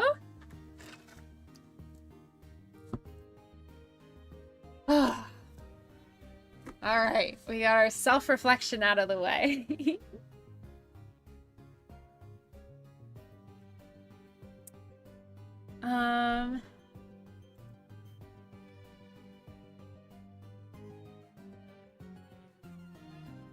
This stream has been all over the place, and I just want to clarify, some of it has been planned, some of it has been unplanned. Like, the book, I was planning that distraction. On the laptop now, heck yeah, welcome back, Jay.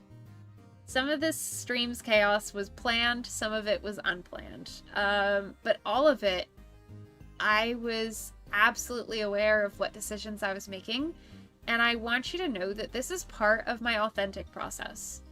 I do not have a straightforward process when it comes to scripting videos. I don't have a really smooth, easy method to making sense of my thoughts or my brain, because my brain is so full of so many things. And the way that working with my brain instead of against my brain works is it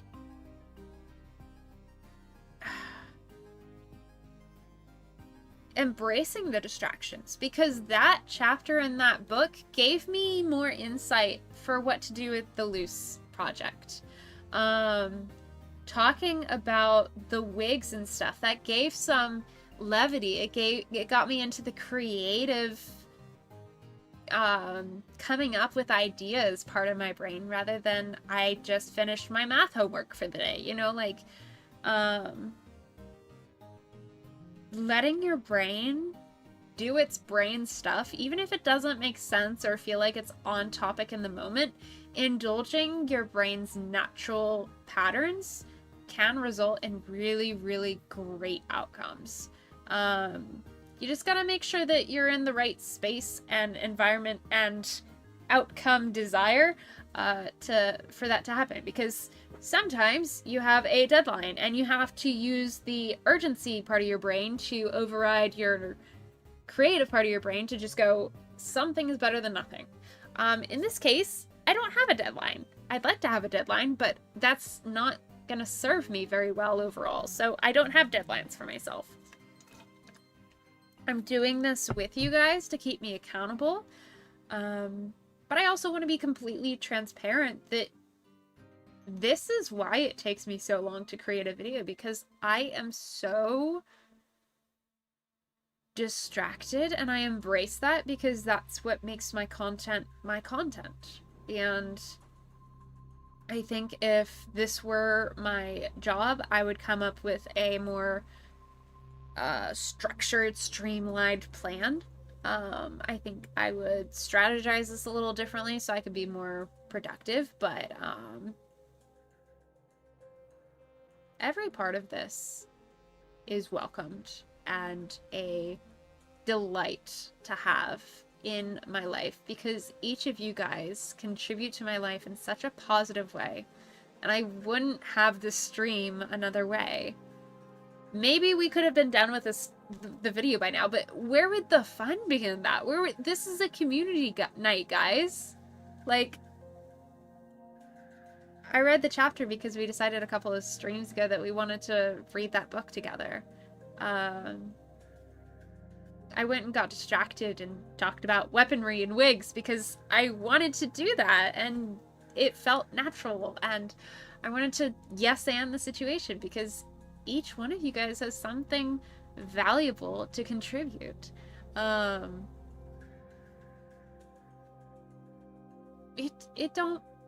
got nothing to apologize for, my friends.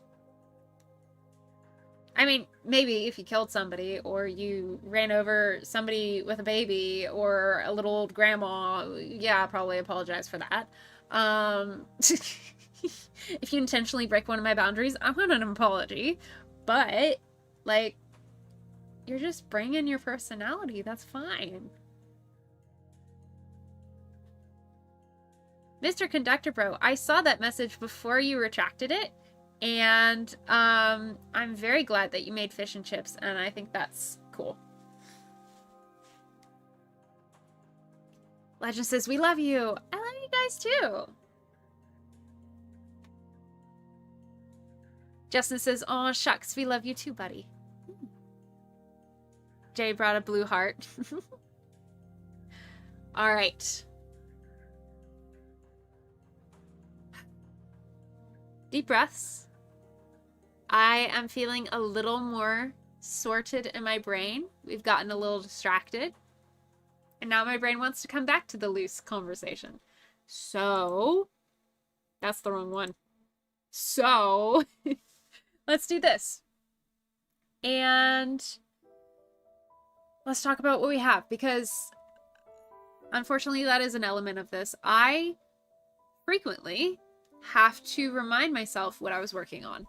And that is just a fact of my process. Sometimes I don't remember what I was working on, and that is okay. So we have our hook and thumbnail.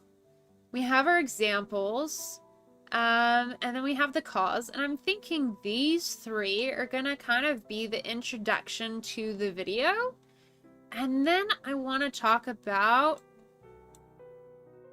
how Luce begins to cope with it, and maybe different strategies that she uses to cope with it, and then little sparks. If you think about it as triggers and glimmers, right? Some things trigger you, like when Hunter went through, when Hunter was in the same episode as this thumbnail in Hollow Mind, later Hunter got triggered by seeing the Coven Scouts, and that was triggering a negative emotion, right? A very negative association to a very real danger to him. Glimmers are, number one, a princess in She-Ra, princesses of power. Two, glimmers are the opposite as well, where it's something that sparks a positive association, a positive feeling, a positive emotion in reaction to seeing something small that maybe isn't totally connected. And so that's kind of what I want to focus on in this, is triggers versus glimmers. Finding things, overriding associations with joy and intentional hope rather than, and not rather than, but overriding associations with joy and intentional hope through reframing. Sometimes through community, sometimes by yourself. And I'm thinking, because this isn't an example anymore, this is my perception of this, we're gonna go into a new color. And I think I want to go... Let's go green.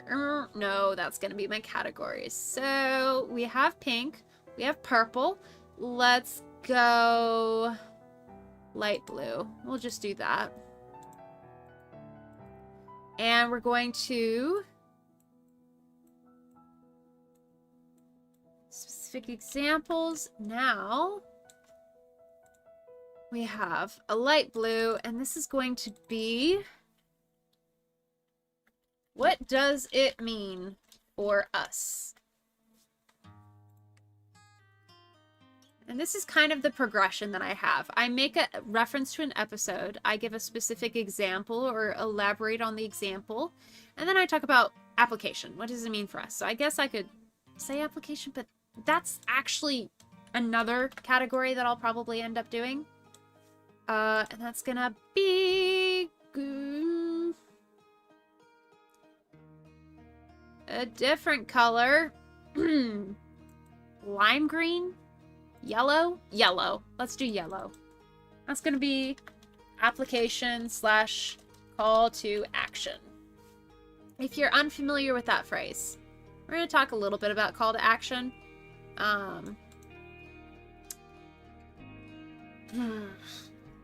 How do I explain? Call to action is a marketing term. It's, even if you don't know what it is, you're exposed to it all the time just by being online, being on the internet. It is your call to your audience to take action. So on YouTube videos, the most common example of this is don't forget to like and subscribe. You're calling them to the action of liking and subscribing. If somebody is... let's say I am Terry Cole, right? I'm not, but let's pretend I wrote this book. An example of a call to action with this would be, and if you want more, buy my book Too Much on this website, you know? That would be a call to action. But it doesn't always have to be self-serving calls to action. When I say call to action in my videos, I want to call you guys to self-reflective action. I want to encourage you guys to take what you thought about this And even if you don't comment or like or share or do anything with the video, maybe you don't even finish the video, I want you to think about it and reflect on it in your own lives and think about, okay, that hit, I felt emotions, I couldn't finish that video. Why couldn't I finish that video? Do I want to finish that video? Am I okay with this? Let me check in with myself. I want my videos to get people to check in with themselves, basically. And so when I have that call to action, this yellow thing isn't necessarily going to be, don't forget to like and subscribe and follow for more content. Don't forget to leave a comment about your thoughts. Maybe I ask you guys to leave a comment about your thoughts, but primarily it's going to be, I'm going to be calling you guys to do this. So because I know this is going to happen, let's do it down here so it's kind of connected-ish. Let's make it yellow. I'm going to challenge in this video at the end, reframe either with yourself, reframe one sentence about yourself or memory or way you describe yourself to be a positive experience or even just neutral. And that's gonna be my end goal. So if I'm using the green to label the parts of the video, is going to be my conclusion call to action. Conductor Bro says, oh, that's a really good point. Thank you. So, we're gonna say this is gonna be last body paragraph-ish. And then this section right here is actually gonna be expanded upon as we find more content. So we have a very weird shaped, I can't say it's a perfect, let me draw this. Hold up, tools, draw. Let's do this. This goes like, like, this is like an unfinished ice cream cone or a thought quote or something. That is the process of my thinking pattern. Maybe a elephant? I don't know. But the way I think is not linear at all, and I want you guys to know that's okay. It's okay if you think in expanding ways.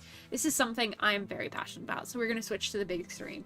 If you think that the way to think is A to B to C to D, etc., you are unfortunately limiting yourself to such a boring way of thinking that is very, very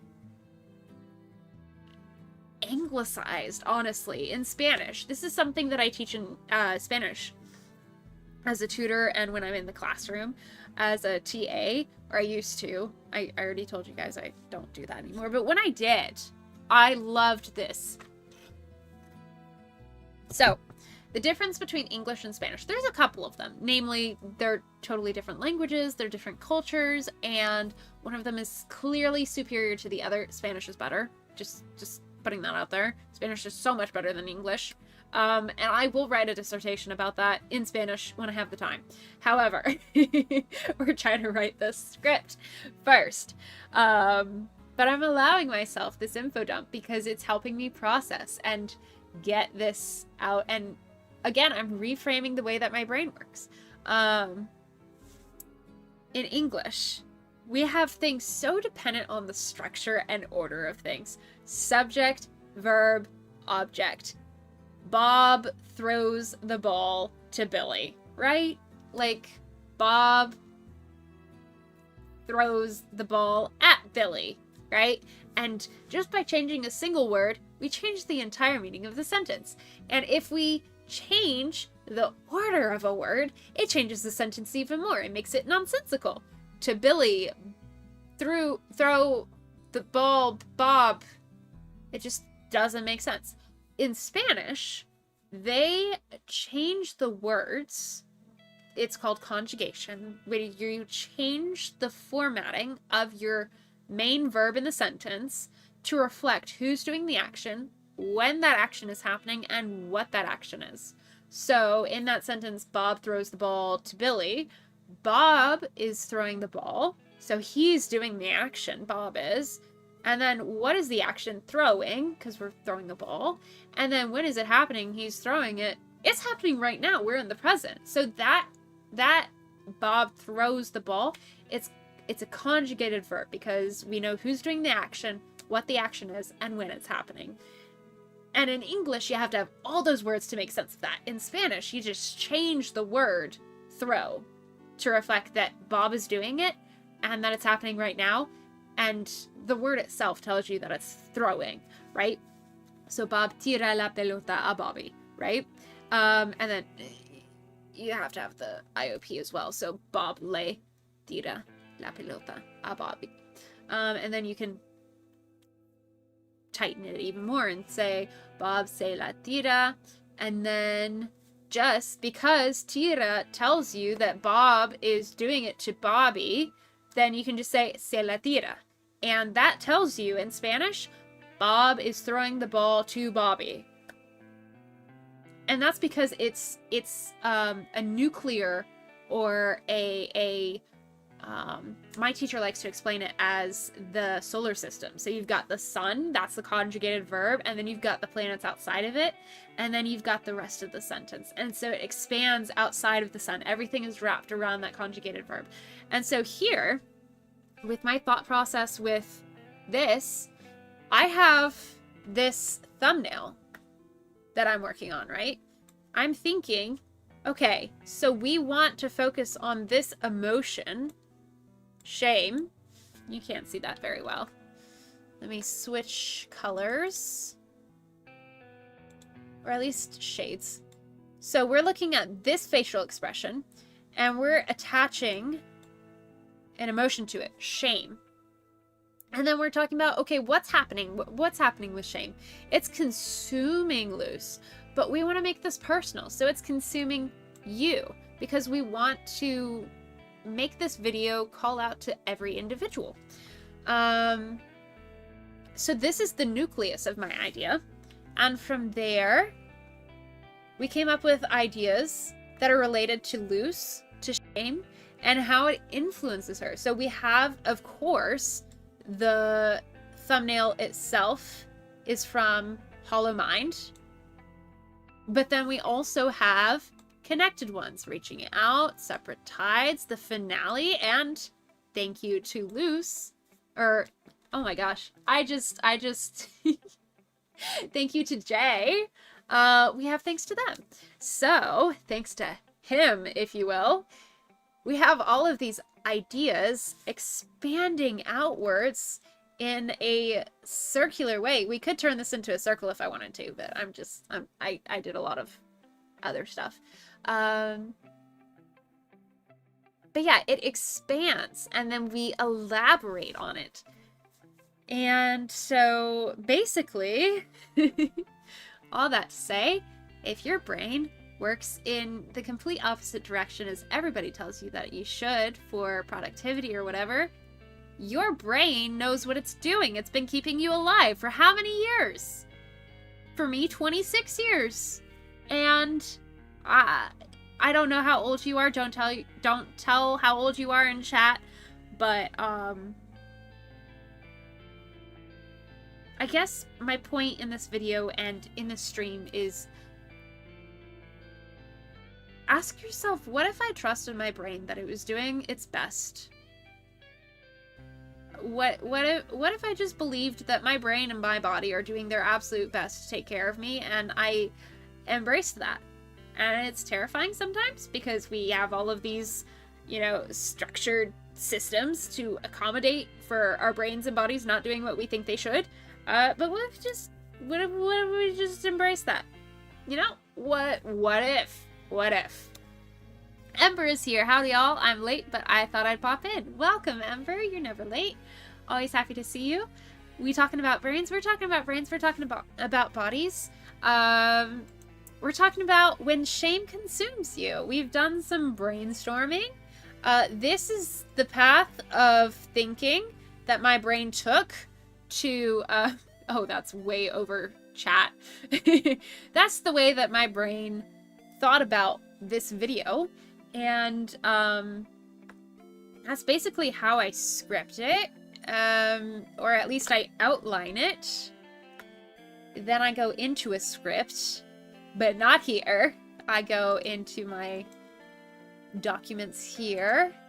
And if I don't have something already, then I create something new. So I kind of want to talk about this. I don't want it to be the whole mask thing. I just want to touch on them. Oh, her witch's hat is a mask. I want to do a whole video about that, but that's not the video here. So we're going to reference it, but not do it yet. Characters. I don't want to analyze character archetypes, so we don't need this one. Masking. Ooh. Loose is that girl. Fake it till you make it. Imitate rather than initiate. Balancing vulnerability with inspiration. Okay. Okay, so this one, I'm kind of talking about the mask and stuff.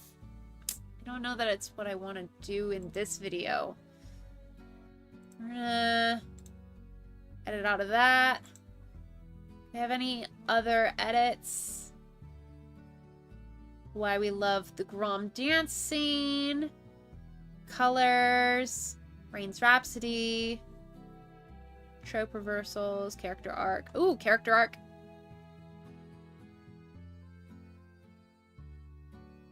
We can use that. We can use this. Okay. We've got something to work with. Emma says, ooh, building on an interesting video idea. Cool, cool. Think I remember seeing a poll about the shame video a while ago. Yeah, we're finally doing it. All right, so we're going to create a new document. We're going to copy and paste Luce's character arc. And then we're also going to just put things together. Actually, we're going to reverse the views so you can see what I'm typing here a little more easily. And I'm going to move my face to the middle.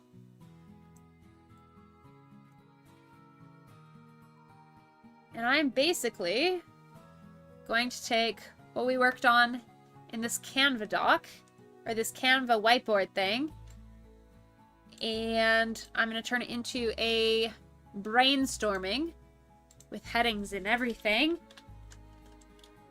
Title, that's going to be heading 1. Heading 2, we're going to be intro, and then we're going to see if I can just, yes! Okay. Oh, but it's a, it's a table. I can't do that. Dang it. Okay. Anyway, so we're just going to copy all of this over here. But in the meantime, hi Ember, how you doing? What are you up to? How's your day going? Got the intro. Season 2, episode 16. That is Hollow Minds.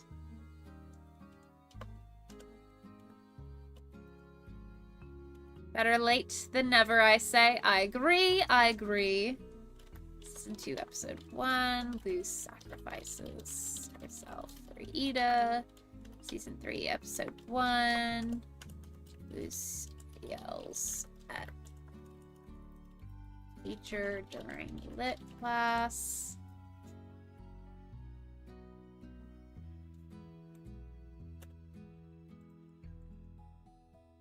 And then I'm just gonna start, like, almost narrating? Kind of narrating what I'm gonna kind of say, and it's gonna be really bad, and that's okay. Ember says, good, doing dishes at the moment. Hope you're doing well all. I'm doing well. Jay got a haircut. Mr. Conductor Bro had fish and chips. Legend and Justin had a really good meal. And Mari was hanging out earlier, so was Infinity. And we've just been hanging out. It's been fun.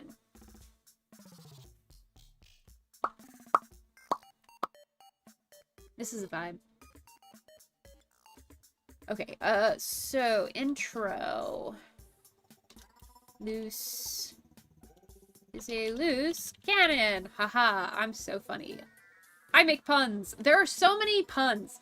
You guys think I make a bunch of puns? I cut so many puns in the process of writing these scripts, okay? Y'all, you don't even know how few puns make it to the final script. Visual.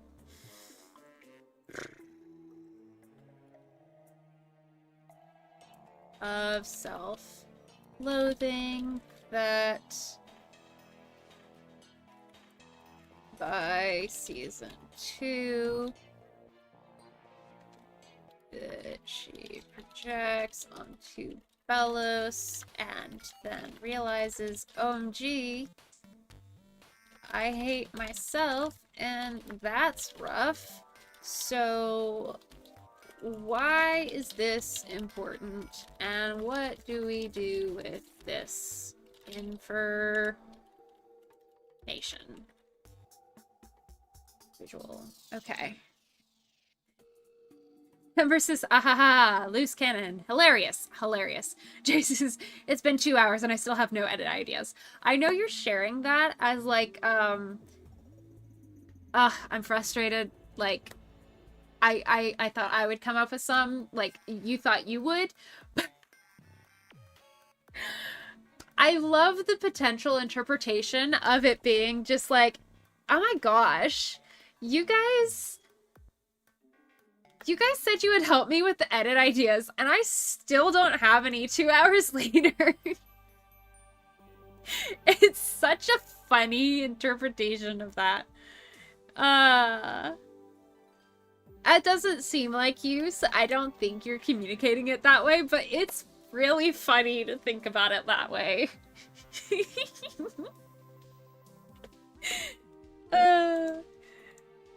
How about you wanted Will Solace? Imagine Will Solace seeing a golden retriever and then realizing, like, that's the way other people see him, and then having, like, oh, I'm so sad.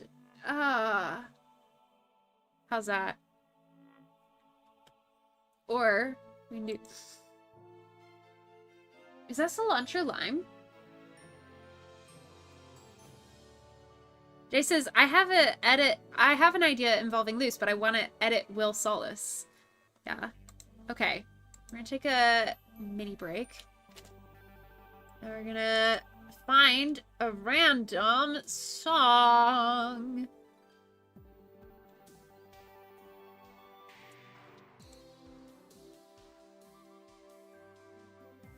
Where is it?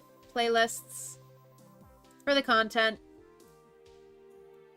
Crossroads of crossover.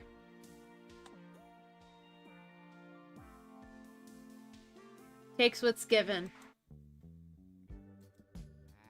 I'm kidding. But there you go. You got some options. There are your ideas.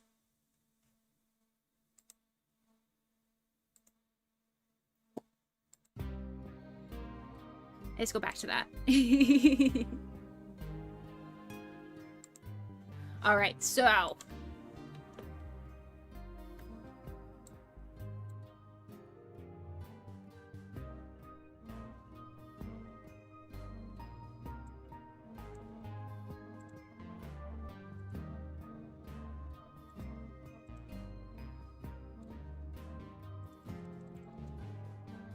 There we go.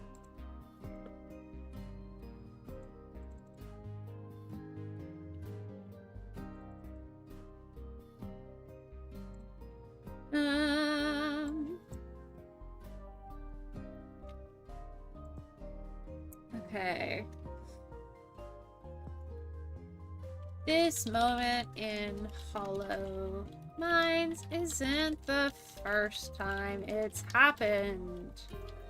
We also see...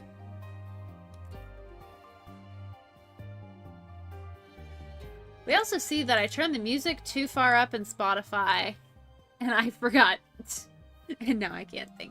Okay.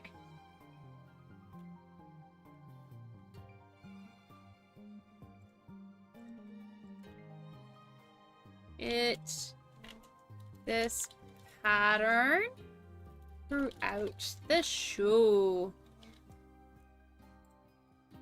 Oh.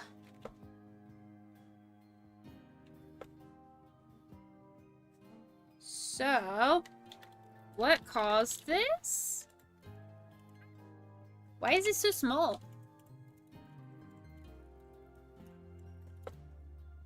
Season 1, episode 18 through 19. Almost losing. Ida is a tempting answer, but it's also the really obvious one. To episode 14, reaching out.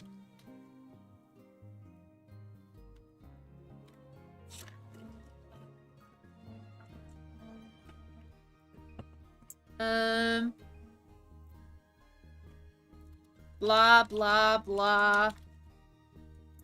Luce needs to reach, Luce lost her dad to illness, and it mirrors Ida's curse, so it brought, dredged up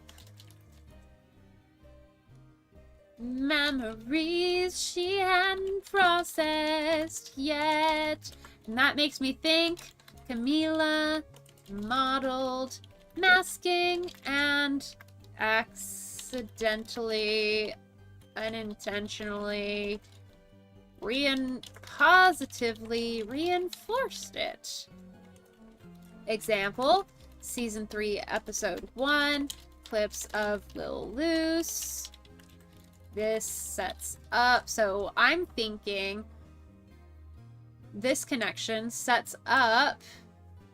Remember how at the end we're talking about how she's reframing things and Luce processes the sucky stuff and she realizes that her mom, who she was, you know, pretending to be okay for, her mom says, you know what, I'm not okay. I haven't been okay for a very long time. And they have that bonding experience, and that's when String Bean comes into play. So this little thing where clips of Little Luce on the laptop, this sets up the resolution of my video. I'm thinking in that, going back to what I said about sometimes thinking and brainstorming is in circles of sorts. It's in puffs. It's rating outwards from a central idea. Here, I'm thinking at the beginning about my intro and setting up the tension, but also at the same time, I'm thinking about the ending and how those will tie in together. It's not, okay, I'm doing the intro so I can get to the body so I can do the conclusion. No, I'm thinking about the introduction and the conclusion as one thing. They're bread elements of the same sandwich. I'm just figuring out which is the front end and which is the bottom end of my bread. But I'm getting the bread at the same time, if that makes any sense. Because Camila and Luce bonding over not being okay is a key element in Luce reframing herself. So I'm gonna start elaborating on that here.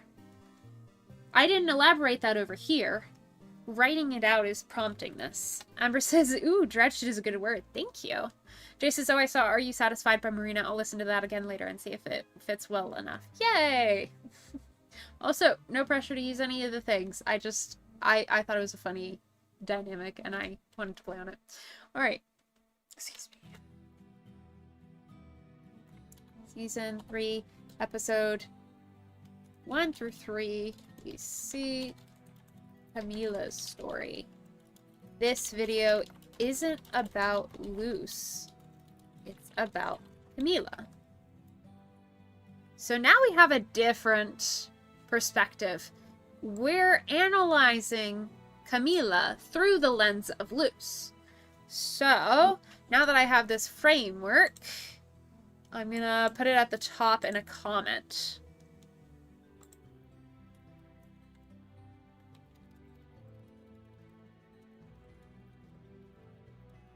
I don't think you can read that. Shame through the lens of her daughter, Luz. So, I'll say 3/5 of the video is Luz, and then we introduce Camila, and the conclusion is something where I tie Camila and Luz together as connected people. So these are just ideas. I'm going to figure that out later. Right now, I'm just trying to put things into words, you know?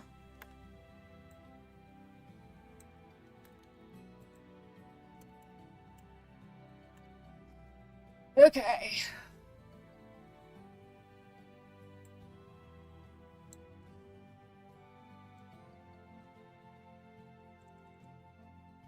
So what caused this? This is a transition. I'm just gonna clarify all the parts of this.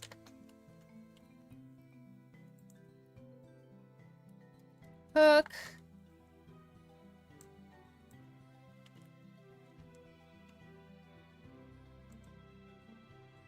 We need a thesis somewhere in here, but I'm not going to worry about that yet. This is because I do listen to a lot of angsty music, but a lot of it isn't like Will's angst specifically. Yeah.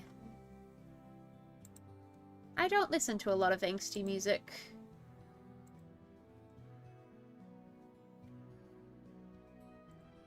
Okay, so we need to be in bold and talk about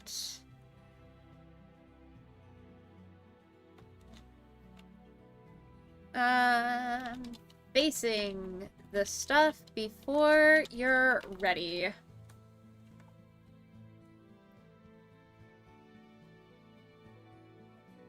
Infinity says, I'm listening to the final boss theme of To Who For. You know what? I'm feeling it.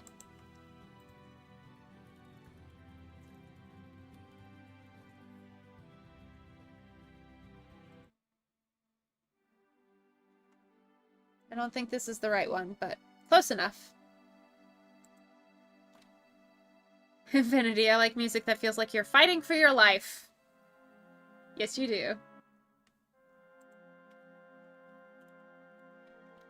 Facing the stuff before you're ready. Season 2, episode 14. Reaching out. I really want to emphasize in this one.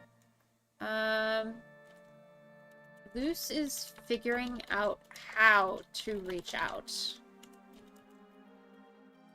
Plant metaphor! Jay asks, what if I made an Orpheus and Eurydice edit to Rose-Colored Boy by Paramore? There you go. There's an idea. Write it down. Plant metaphor. It's not perfect, and it's messy, but it's still valuable. Something about how reaching out and being vulnerable and needing amity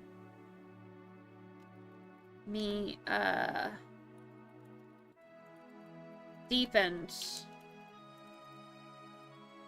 their relationship, not hurt.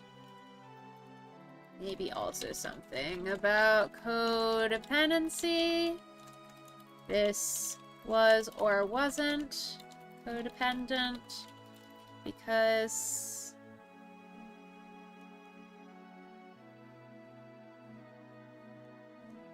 XYZ. Okay. Who's just figuring out how to reach out? Other attempts using season 2 episode 14 as a reference, but not the whole understood guide. Infinity says 2 Who 4 music is definitely not going to be on Spotify considering the first 5 games are pretty much abandonware. That tracks.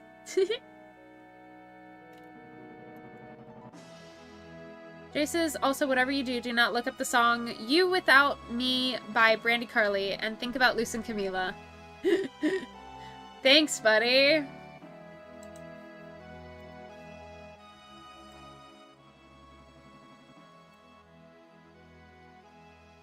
Thanks for continuing to break my heart. Thanks.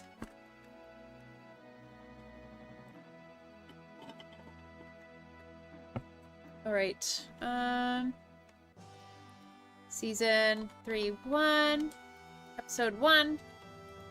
Goose doesn't go through the portal, but Sport gets her through. Amity, Hunter, Camila.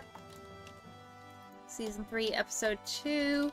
Luce supports her friends despite still being on struggle bus. Uses her cosplay as Mask. Season 3, Episode 3, Watching and Dreaming.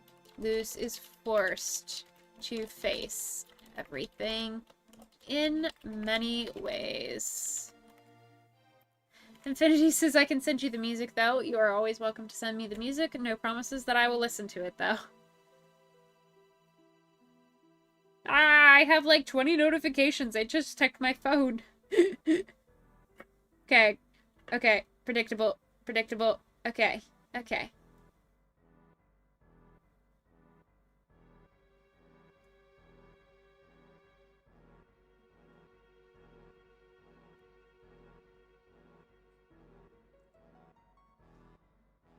Ah, Jay. I'm sending you my therapy bills. I'm sending you my therapy bills from here on out.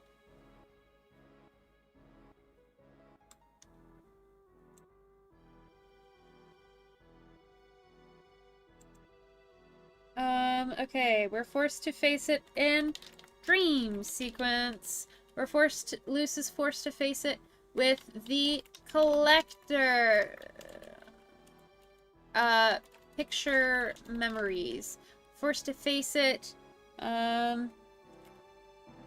explaining things to collector.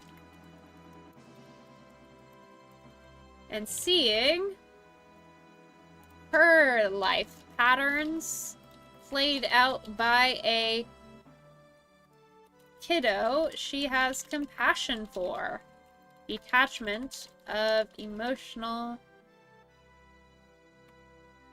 there's a phrase that I just lost. Detachment. The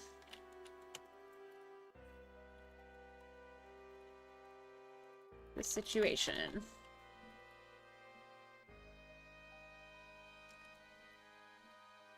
Then she talks it out with Papa Titan and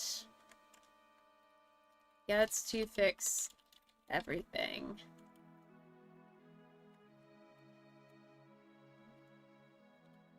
That is a whole host. Still not an issue because she embraces her identity. What changed between Season 3, Episode 2 and Season 3, Episode 3? She embraced who she really is. But she's been trying to. What made the difference? Camila! Camila is the difference. And then, super quick outline of Camila's character. Chases, can I tag you with a video of the song? Yeah, go ahead. Arc, following the structure we established via Luce's character analysis.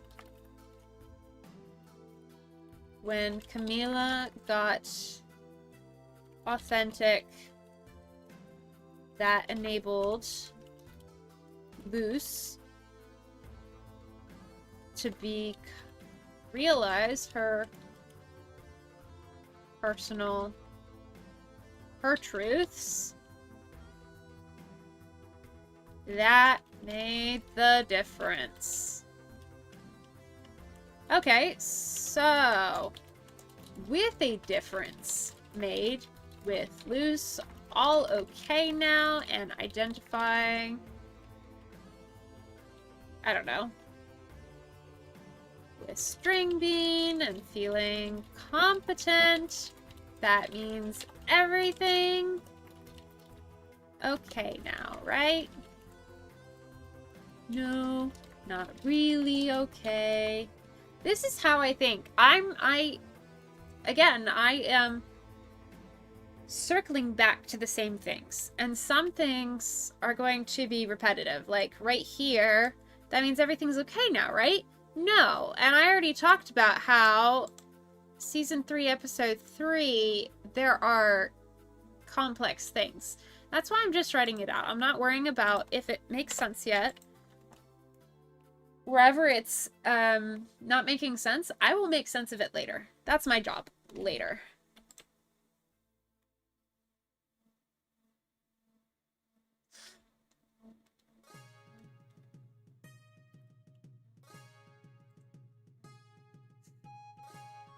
Season 3, Episode 3. Events. But eventually, she claims her identity. She embraces the temporal nature of her dreamt about powers.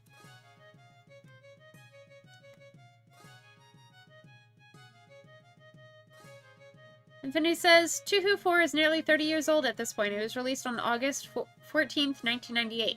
Dang. Jay said, dang.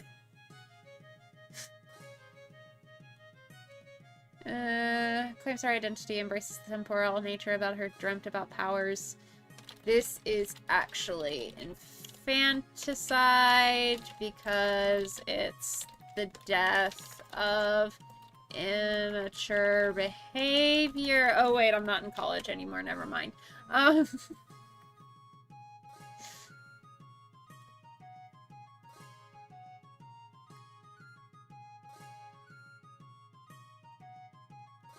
Triggers versus glimmers. Call to action. Reframe one sentence or memory or way you think about yourself in a neutral or positive way.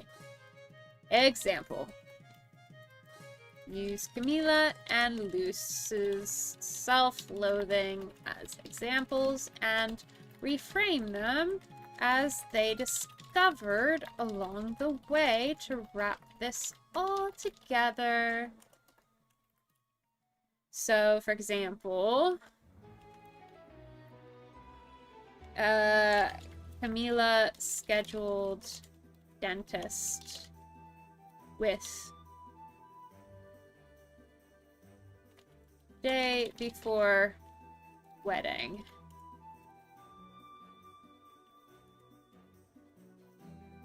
Broke. I'm so stupid. Woke. That makes for a funny story. Woke. That was silly of me. Woke. I am the world's best executive assistant. I just need to find who I'm assisting. Because it's not me right now. Woke. I wonder why I'm so frazzled. I didn't realize it was the same day. Maybe I need some support. Luce destroyed the portal key, locking her in the boiling aisles. Broke. I am a terrible daughter. Woke. I am a human who feels things strongly. Woke.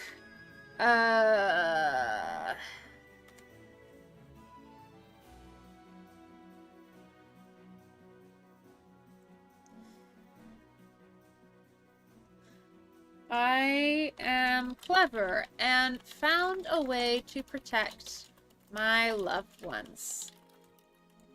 Woke. I am a child who should not have to deal with these shenanigans again and shenanigan. But here I am doing my best with what I have available. Woke. My friends still love me.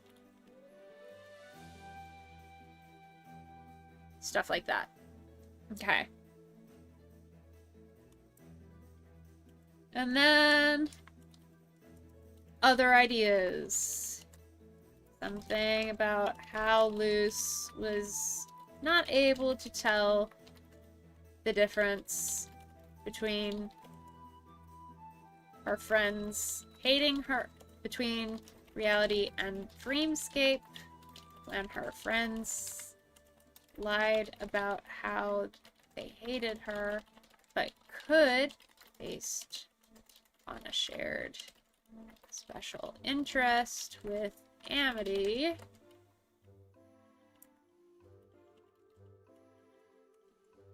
when something, ground yourself in things you know to be true, black and white, and then embrace the gray of everywhere else.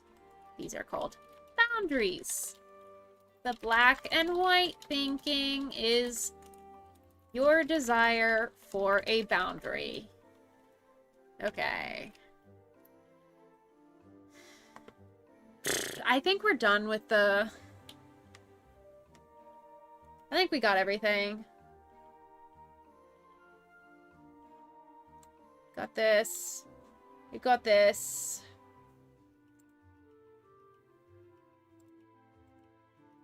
Okay.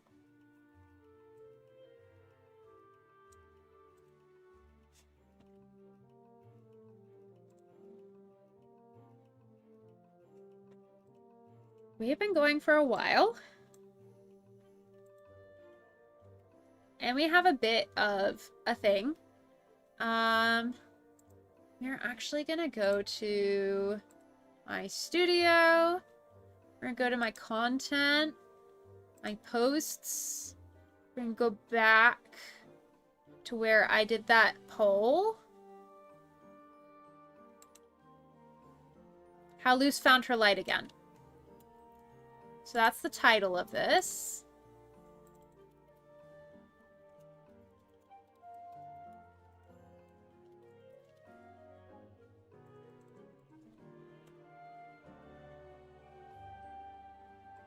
Okay. So we've got a basic script. This is not at all the final script in the slightest. But here's the thing. Oh, I don't need to save that.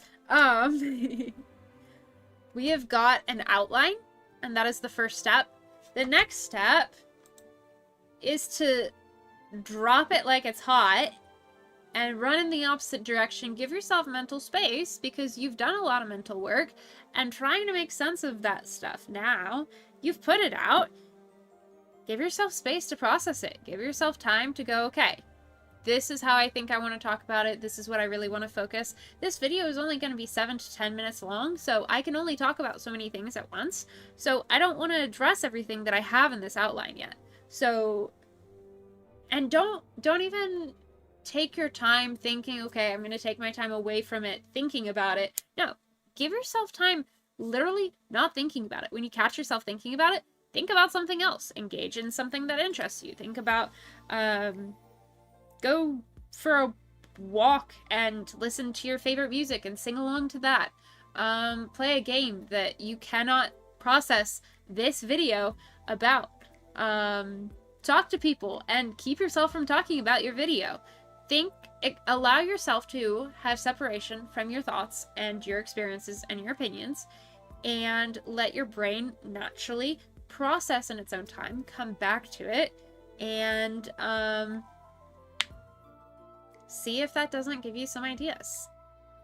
So that does require a little bit of self-discipline to come back to it, but if all of this has not inspired you to do some amount of work on it, it'll probably be harder for you to distract from it than it will be to just continue doing it if you're like me, because my brain, once I get started, I just want to keep on going. Like, we've been live for almost 3 hours, we've done a lot of things, but for the most part, I've been thinking about this video.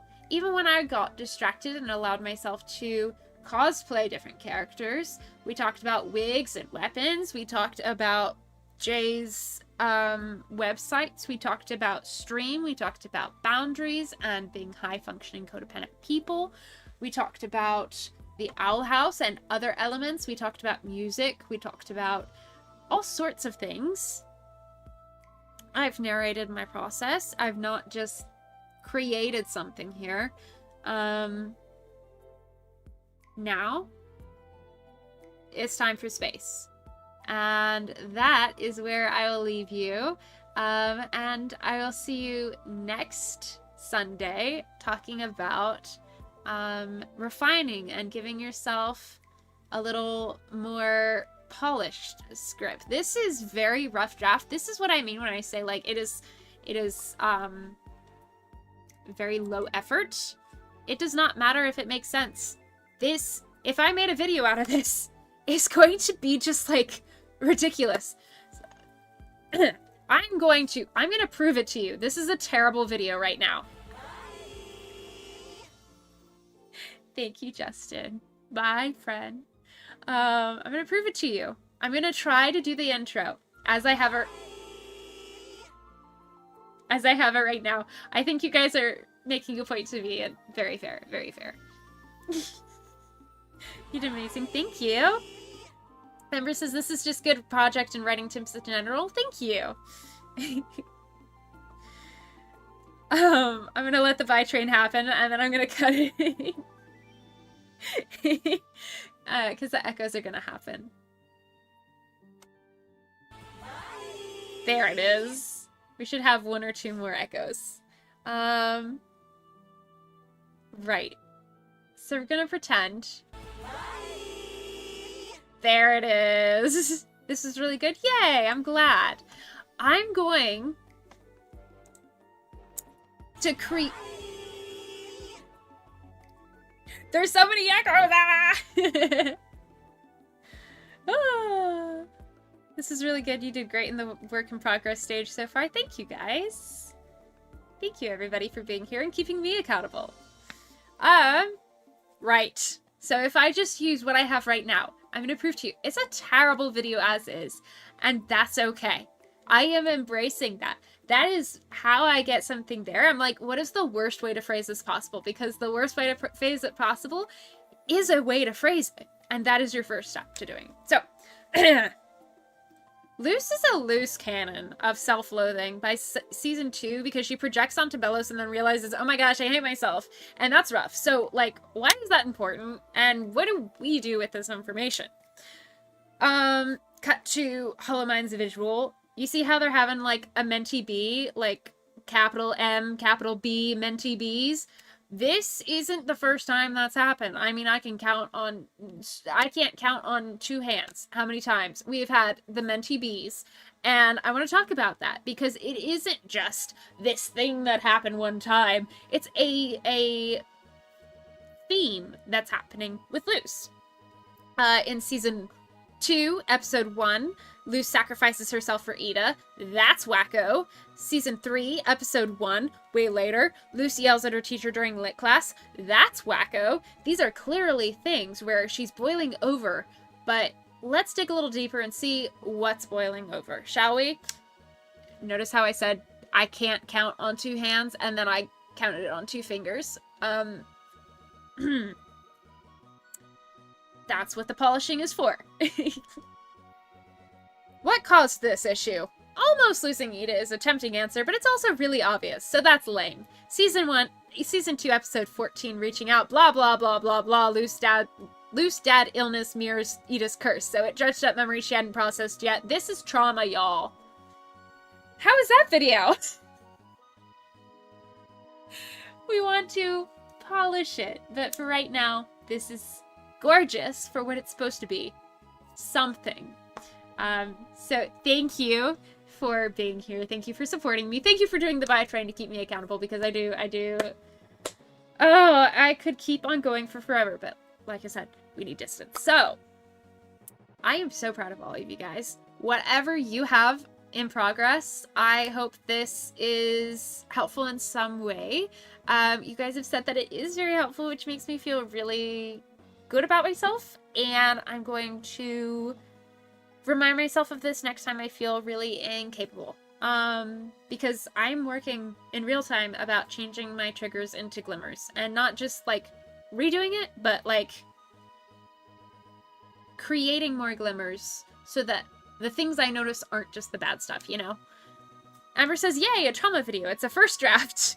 Yeah, everything turns out, like, it starts out as a trauma video, and then you go, okay, but what other than that? You know, like, yeah. Thanks for the stream. Have a great week, all. Thank you, guys. I'll see you later. Bye! Have a good evening, you guys. Take care. Proud of you. Bye. Bye. Bye.